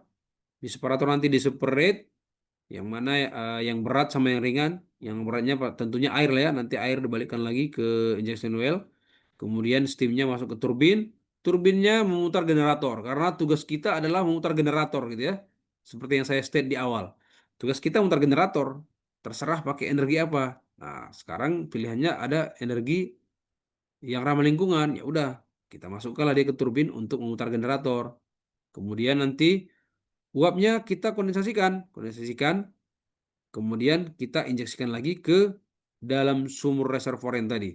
Supaya apa? Supaya dia bisa kembali ke hidrotermal sistem yang tadi. Supaya apa dikembalikan? Supaya dia bisa menjaga reservoirnya tetap bisa sustain gitu reservoirnya. Jadi reservoirnya itu dijaga dengan menggunakan manajemen reservoir yang bagus. Jadi teman-teman yang di subsurface, bertugas di subsurface, mereka akan selalu mempelajari. Kalau dia injek di sini, benar nggak dia masuk lagi ke reservoir gitu. Jangan-jangan dia pergi ke reservoir tetangga sebelah gitu, misalnya gitu ya. Yang membuat apa? Yang membuat nanti reservoir dia itu kering gitu. Jadi di awal-awal, jadi saya pernah ngikut training panas bumi di Magister ITB. Jadi di awal-awal itu menurut Profesor Neni maksudnya, di awal-awal pengembangan geothermal di Italia contohnya yang kita bahas tadi, mereka itu membuat sistem terbuka. Jadi udah steamnya udah dapat ya, udah dapat steamnya. Mereka enggak injekkan lagi ke dalam gitu. Udah buang aja ke lingkungan gitu, ke sungai gitu kan. Tapi ujung-ujungnya apa? Setelah sekian lama beroperasi, steam yang keluar ternyata dari misalnya 100, kok lama-lama turun jadi 80, setahun kemudian jadi 60 gitu ya. Bahkan mendekati habis. Nah, ini kenapa gitu? Ternyata setelah dipelajari butuh harus diinjek lagi ke dalam gitu. Si air yang tadi supaya apa? Supaya menjaga sustainability-nya si reservoir. Bahkan si PLTP nggak akan disebut renewable energy kalau manajemen reservoir ini nggak dilakukan. Karena bakal habis gitu kayak oil and gas saja kalau diambil terus nggak dibalikin ke dalam uapnya atau dalam bentuk air ya sudah dia akan habis gitu. Nah, dengan manajemen yang baik untuk reservoir ini itulah yang membuat panas bumi ini menjadi energi terbarukan. Tanpa itu energi panas bumi adalah energi fosil, energi yang seperti energi fosil, energi yang tidak terbarukan. Tapi dengan manajemen ini itulah yang membuat dia menjadi energi terbarukan. Tentu itu yang menjadi concern dari manajemen lah itu ya, manajemen perusahaan operator dari panas bumi supaya mereka bisa memanage itu sehingga selain keberlangsungan produksi juga bisa dipertahankan dan juga energi bersih itu tetap bisa dijaga kayak gitu. Mungkin ada yang terbuang sebagian ke lingkungan, misalnya dari venting system atau dari cooling tower ya. Mungkin ada yang terbuang sebagian, tetapi semaksimal mungkin akan dimasukkan ke dalam kembali ke reservoir ya. Itu yang harus dijaga oleh tim atau operator company dari pembangkit listrik tenaga panas bumi. Kemudian kita lihat di sini. Tadi saya sebutkan ada CO2 juga di awal tadi sudah saya sebutkan juga. Jadi ada PLTP konvensional. PLTP konvensional ini adalah yang saya bilang tadi ya, menggunakan sistem flash ya. Konvensional ini adalah flash system dan ini yang masih yang paling banyak digunakan. Kemudian yang binary tadi ini yang sudah saya sempat bekerja di Sarula. Jadi kalau Sarula itu combine antara binary dengan konvensional. Nanti akan kita singgung sedikit tentang binary. Jadi kenapa si binary ini enggak ada CO2-nya gitu kan? Ya karena nanti sistemnya si fluida binary ini akan digunakan untuk memanaskan fluida yang lain. Jadi dia berada di dalam heat exchanger tertutup gitu ya. Jadi misalkan ini memanaskan, saya buat misalnya di sini gambarnya warnanya merah misalnya, memanaskan fluida yang lain. Jadi dia secara 100%, jadi dia secara 100% ini akan dikembalikan ke bumi, ke reservoir ya, reservoir. Sedangkan yang merah ini adalah fluida yang lain, fluida yang titik didihnya lebih kecil, ya. Misalkan pentan, ya, atau misalkan pakai refrigeran. Nah, itu yang dipanaskan menggunakan fluida binary tadi. Sehingga apa? Si fluida yang tadi dari bumi, fluida panas bumi, fluida fluida geotermal itu di dalam sistem tertutup, masukkan lagi ke reservoir keseluruhan gitu. Jadi apapun isinya masukkan langsung ke dalam bumi. Sedangkan yang konvensional ada yang keluar karena kita separate ya, separate antara brine, steam, dan juga nanti ada pengotor-pengotor seperti H2S dan CO2. Yang itu akan kita buang nanti ke atas cooling tower biasanya dibuang ke lingkungan gitulah. Jadi dia tidak berasal dari CO2 pembakaran. Sedangkan kalau kita bandingkan PLT gas ya, kita bandingkan ini berapa kali ya? Berapa kali banyak? Ini 10 hampir hampir 15 kali ya. Hampir 15 kali lebih banyak di PLTGU, PLTU malah lebih besar lagi gitu. Oke, nah itu gambarannya untuk level emisi di PLTP. Oke, mungkin untuk sesi 1 sekarang jam berapa? Kita ini ya tanya jawab dulu ya. Ayo, teman-teman. Sekarang kita tanya jawab dulu tentang energi dari PLTP. Jadi kita masih bicara tentang sumber energinya. Nanti kita akan masuk ke PLTP-nya. PLTP-nya nanti dibagi dua. Yang di steam field, ada istilah steam field dan juga di power plant-nya kayak gitu. Oke, teman-teman yang mau bertanya dipersilakan. Kita diskusi. Ya, rekan-rekan, ini masih ada 6 menit ya, Pak ya, sampai 9.45. Untuk rekan-rekan bisa bertanya langsung kepada Bapak Munawir. Mungkin bisa raise hand terlebih dahulu atau mungkin bisa melalui chat Zoom. Nanti akan saya sambungkan kepada Bapak Munawir. Dipersilakan rekan-rekan.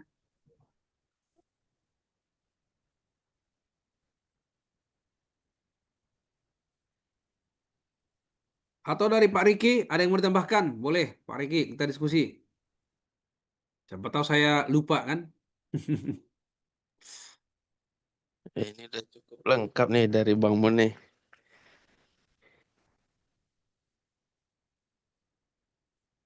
Silakan teman-teman.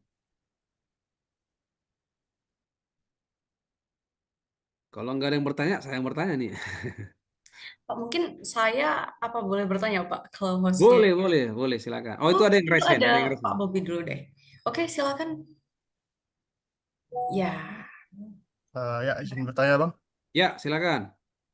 Jadi saya mau bertanya sedikit Bang tadi mengenai eh, sumurnya Bang ya, geothermal Hmm. well.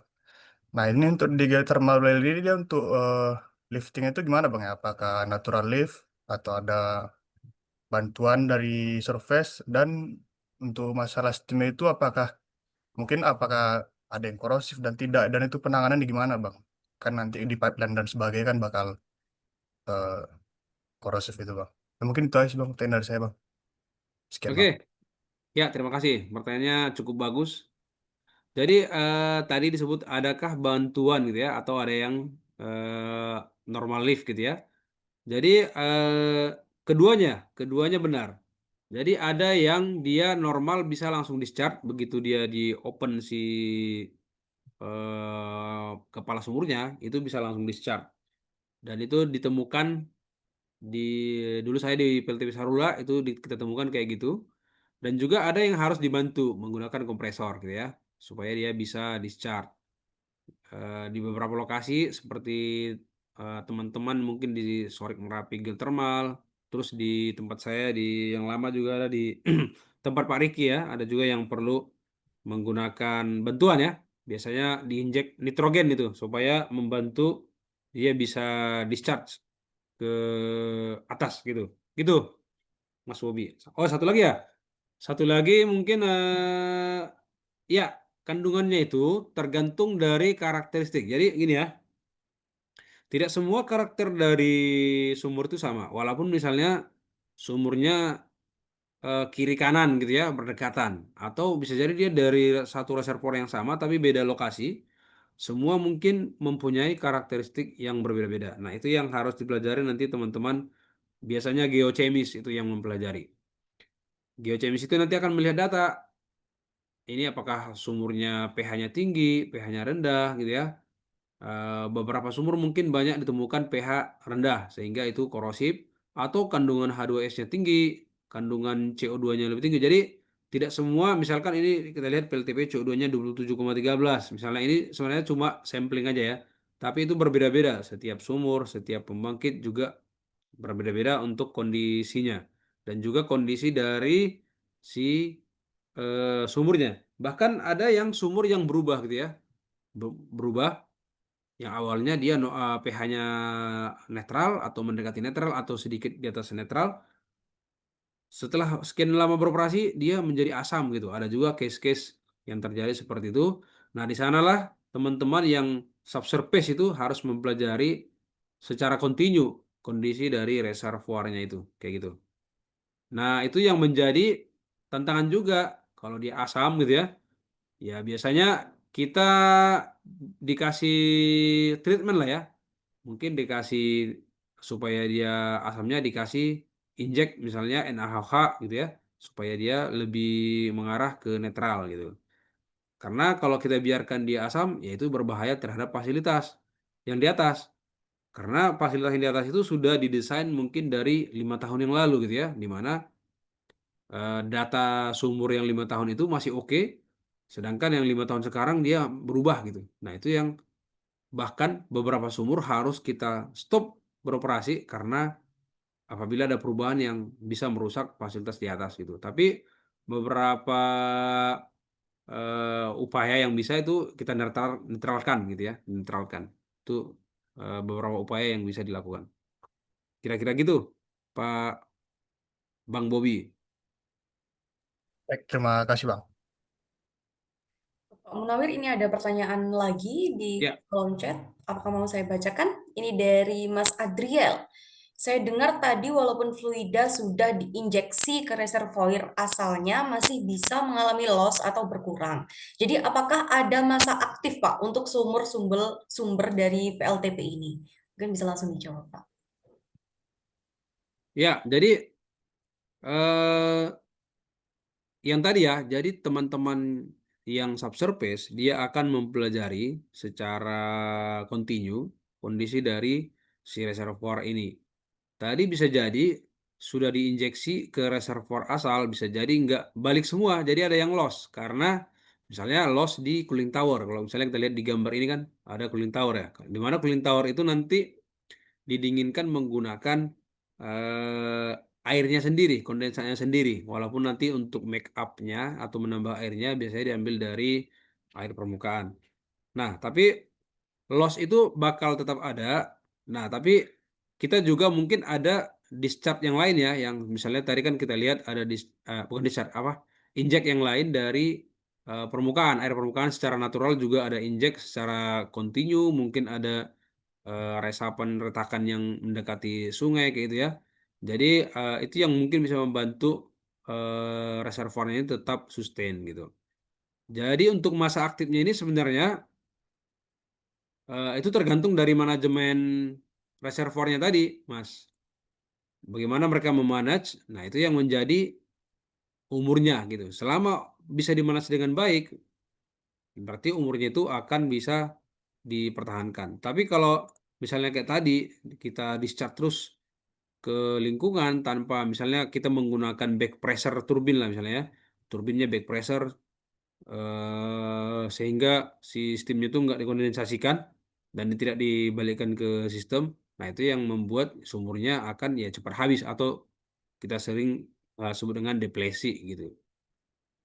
Jadi untuk umurnya sendiri kita nggak bisa tentukan umurnya ini 25 tahun gitu ya. Tapi di awal-awal itu dari well testing, dari pengetesan yang dilakukan, mereka akan memperkirakan dengan kita menggunakan sumur ini dengan sekian meter kubik per kilogram gitu kan, sekian kilogram per second, dia akan tahan sebanyak selama kita kontrak. Biasanya sih orang biasanya kalau company itu pasti memikirkan sampai kontrak dia ke PLN gitu ya, kontrak dia untuk menjual listrik.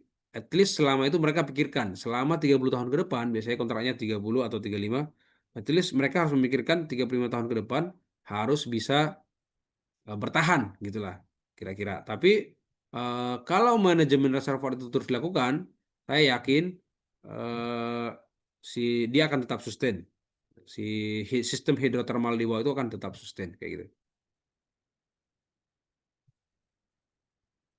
Jadi untuk masa aktif bisa kayak tadi ada beberapa sumur yang sudah saya lihat sendiri ya. Ada beberapa sumur yang harus dihentikan karena ada juga perubahan perubahan kimia di ini ya, propertinya si air tadi gitu. Properti air yang dari dalam itu terjadi perubahan. Nah, itu yang mungkin bisa juga dalam hal ini siapa tadi Pak Andriel bilang masa aktif gitu ya. Nah, itu juga bisa mempengaruhi masa aktifnya. Kira-kira gitu Pak Adriel. Ya, dari Mas atau Pak Adriel, apakah ada feedback? Karena ini ada pertanyaan lagi yang masuk. Sudah, terima kasih, Pak. Ya, sama-sama, Mas. Ini selanjutnya ada pertanyaan dari Pak Yadi Mulyadi, Pak. Untuk operasional sama maintenance, mana yang cost-nya paling mahal, Pak? Untuk operasional dan maintenance. Nah, biasanya kalau operasional itu mencari uangnya, maintenance itu menghamburkan uangnya. Jadi kerjaan operasional itu adalah mengoperasikan gitu ya, mencari kalau kita mengoperasikan pembangkitnya, artinya kita mengirim listrik gitu ya. Itu eh, tugasnya tim operasional. Maintenance itu kalau ada terjadi maintenance atau kerusakan, ya itu menjadi cost. Tapi apa?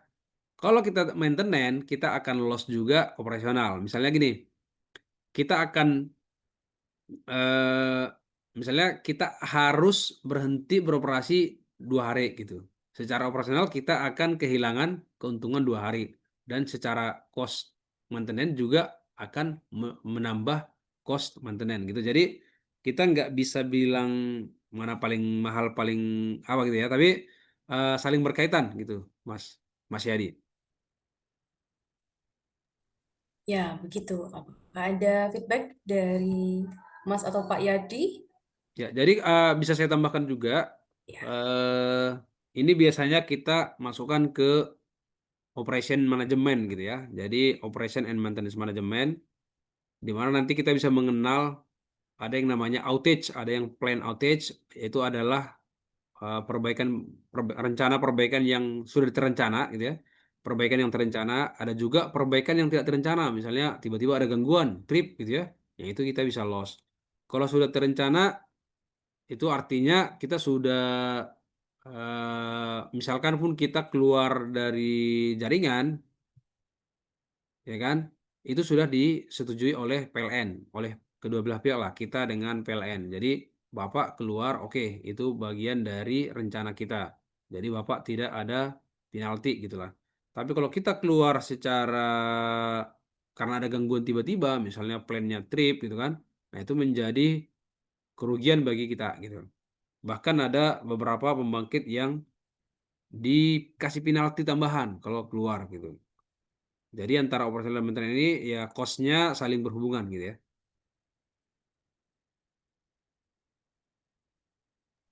Apakah ada feedback dari Bapak Yadi Mulyadi? Karena sudah jam 9.51 ya ini. Atau sudah bisa dicukupkan? Kalau ada yang bertanya nggak apa-apa, nanti Oh untuk ya, apa bisa kita geser untuk istirahatnya 15 menit. ya, Jam 10 juga bisa kalau masih ada ya yang Pak. mau bertanya. Ini Silakan. ada yang raise hand, Pak. Ya, persilakan Mas atau Pak Ade untuk bertanya langsung. Selamat siang, Pak. Siang, Mas. Ya, Pak, saya ingin bertanya nih untuk terkait masalah sistem electrical system yang ada di pembangkit tenaga geothermal ini ya, Pak. Ya, Tadi kan sempat disinggung ada valve di sana kan? ya. Ada valve yang emang kondisinya dibuka secara manual ya, Pak. Kenapa? Apa adakah sistem dengan motorized valve dengan closed loop PID Mhm. dan membaca tekanan yang diperlukan, Pak? Oke, pertanyaannya cukup bagus. Ya, jadi untuk di master valve tadi kita sebenarnya masih bicara satu kepala sumur, jadi belum banyak valve ya. Jadi nanti kita bisa bahas lebih lanjut di belakang sebenarnya. Jadi master valve itu adalah valve yang manual, biasanya manual karena manual ini biasanya berhubungan dengan safety gitu ya, dengan keselamatan. Jadi untuk master valve itu sendiri adalah menggunakan manual valve. Dan dia biasanya putarannya itu banyak Mas supaya membantu apa? Karena kalau putaran banyak artinya rasio antara gearboxnya itu supaya kan dia kita harus melawan tekanan dari bawah ya. Jadi kita harus buat rasio yang lebih kecil supaya kayak kayak apa ya kayak sepeda ya. Sepeda kan punya gigi gitu ya. Jadi dengan rasionya supaya lebih ringan dibuat putarannya lebih banyak. Nah, itu di master valve-nya. Tapi setelah master valve kita punya yang namanya nanti control valve. Jadi control valve itu yang nanti biasanya kita buat motorized, secara motorized. Nah, di control valve itu nanti akan kita menyesuaikan berapa flow yang kita butuhkan ke pembangkit gitu, atau berapa flow yang akan kita kirim ke perusahaan yang lain mungkin yang kita jual steam kayak gitu. Jadi nanti bisa kita bahas lagi, lebih masuk kita ke PLTP-nya langsung. Tapi intinya ada Mas, jadi ada motorized, ada banyak motorized kita pakai di sana karena sekarang zaman udah canggih juga kan. Jadi dari DCS kita tinggal klik berapa persen yang mau kita buka atau berapa flow yang kita inginkan kayak gitu. Betul, satu lagi Pak, karena Ya, itu sebenarnya terkait masalah untuk asupan ke turbin ya Pak. ya, Misalkan turbin itu butuh jas tegangan, pasti kan kontrol valve itu bermain untuk steam yang masuk ke turbin itu kah? betul, betul, betul Pak. Oke oke, kalau gitu cukup Pak. Terima kasih Pak. Pak Ade kerja di mana sekarang Pak? Ada di pembangkit? Oh enggak Pak. Kebetulan basic saya elektriker Pak, elektrikal. Oh ya siap, nanti ada kita Jadi bahas. mungkin pasti saya bertanya ke ranah sana sih, Ya, ya, oke. lebih fokus ke arah sana. Oke, oke Pak Ade. Nanti kita Siap. akan bahas lebih banyak lagi. Kalau ada yang bertanya tentang elektrikal juga bisa. Dan nanti kita akan bahas juga BOP, sedikit tentang BOP, karena BOP juga pasti ada switch yard, ya kan? Ada switchboardnya, ada GSUT di sana, trafo step up gitu ya. Nanti bisa kita bahas lebih lanjut di belakang. Tadi ada yang mau menambahkan, silakan. Tadi kayak ada yang mau nambahin.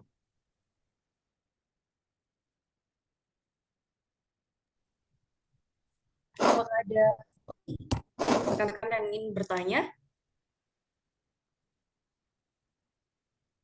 Mumpung masih gambaran umum ini tadi, nanti kita akan lanjut ke sesi 2 setelah istirahat ya Pak Munawir ya. Ya, Jadi mungkin bisa bertanya dulu, masih ada 5 menit sebelum jam 10.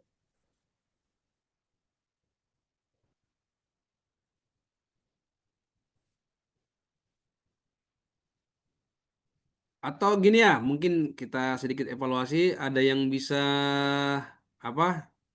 Ada yang nambah nggak dari yang kita sharing tadi gitu ya. Jadi saya juga pengen sharing ini bermanfaat ke teman-teman gitu kan. Jadi saya nggak pengen apa?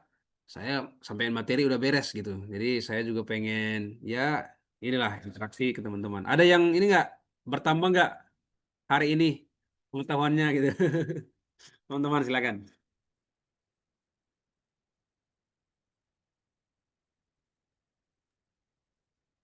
Ya Bang Mun, izin Ya, sharing silakan. sedikit Bang Mun.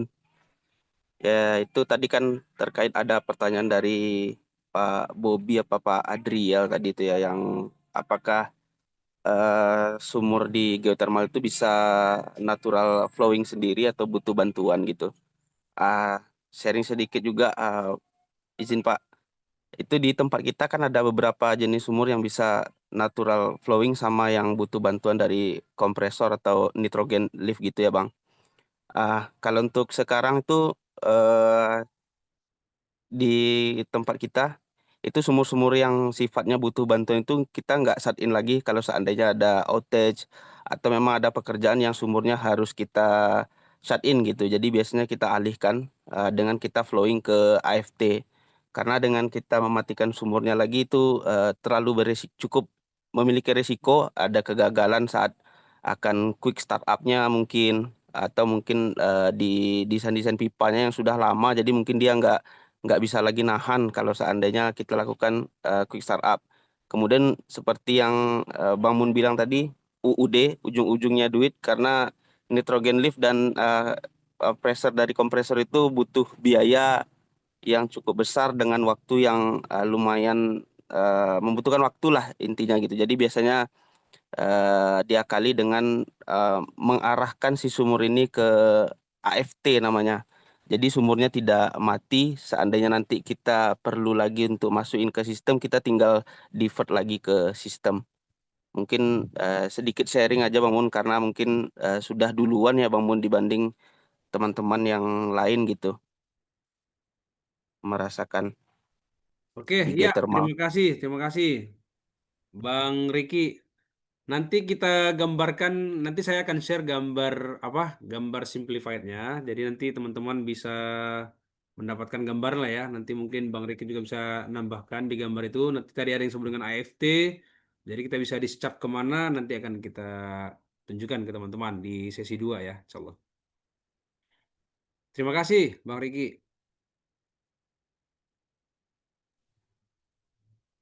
Ya, apakah ada tambahan atau pertanyaan lagi rekan-rekan?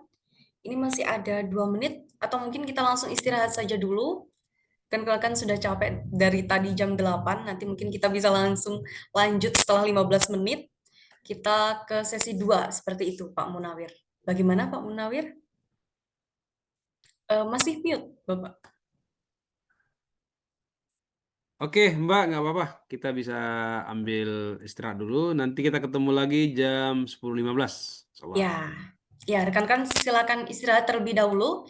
Untuk sesi satunya sudah selesai, kita nanti lanjut jam 10 di link Zoom yang sama. Nanti kita juga di sini, jadi rekan-rekan bisa tetap di sini atau live dulu untuk ngecas atau dan lainnya. Makan pagi juga boleh. Nanti kita balik lagi di sini jam 10:15. Terima kasih Pak Munawir. Terima kasih rekan-rekan. Kita nanti ketemu lagi ya. Sekali lagi di sesi 2 jam 10:15. Nanti akan saya reminder di grup WhatsApp bersama juga. Oke, terima kasih Mbak. Oke, terima Saya kasih. izin lip Assalamualaikum. sebentar. Selamat istirahat rekan-rekan. Nanti akan saya follow up di grup bersama.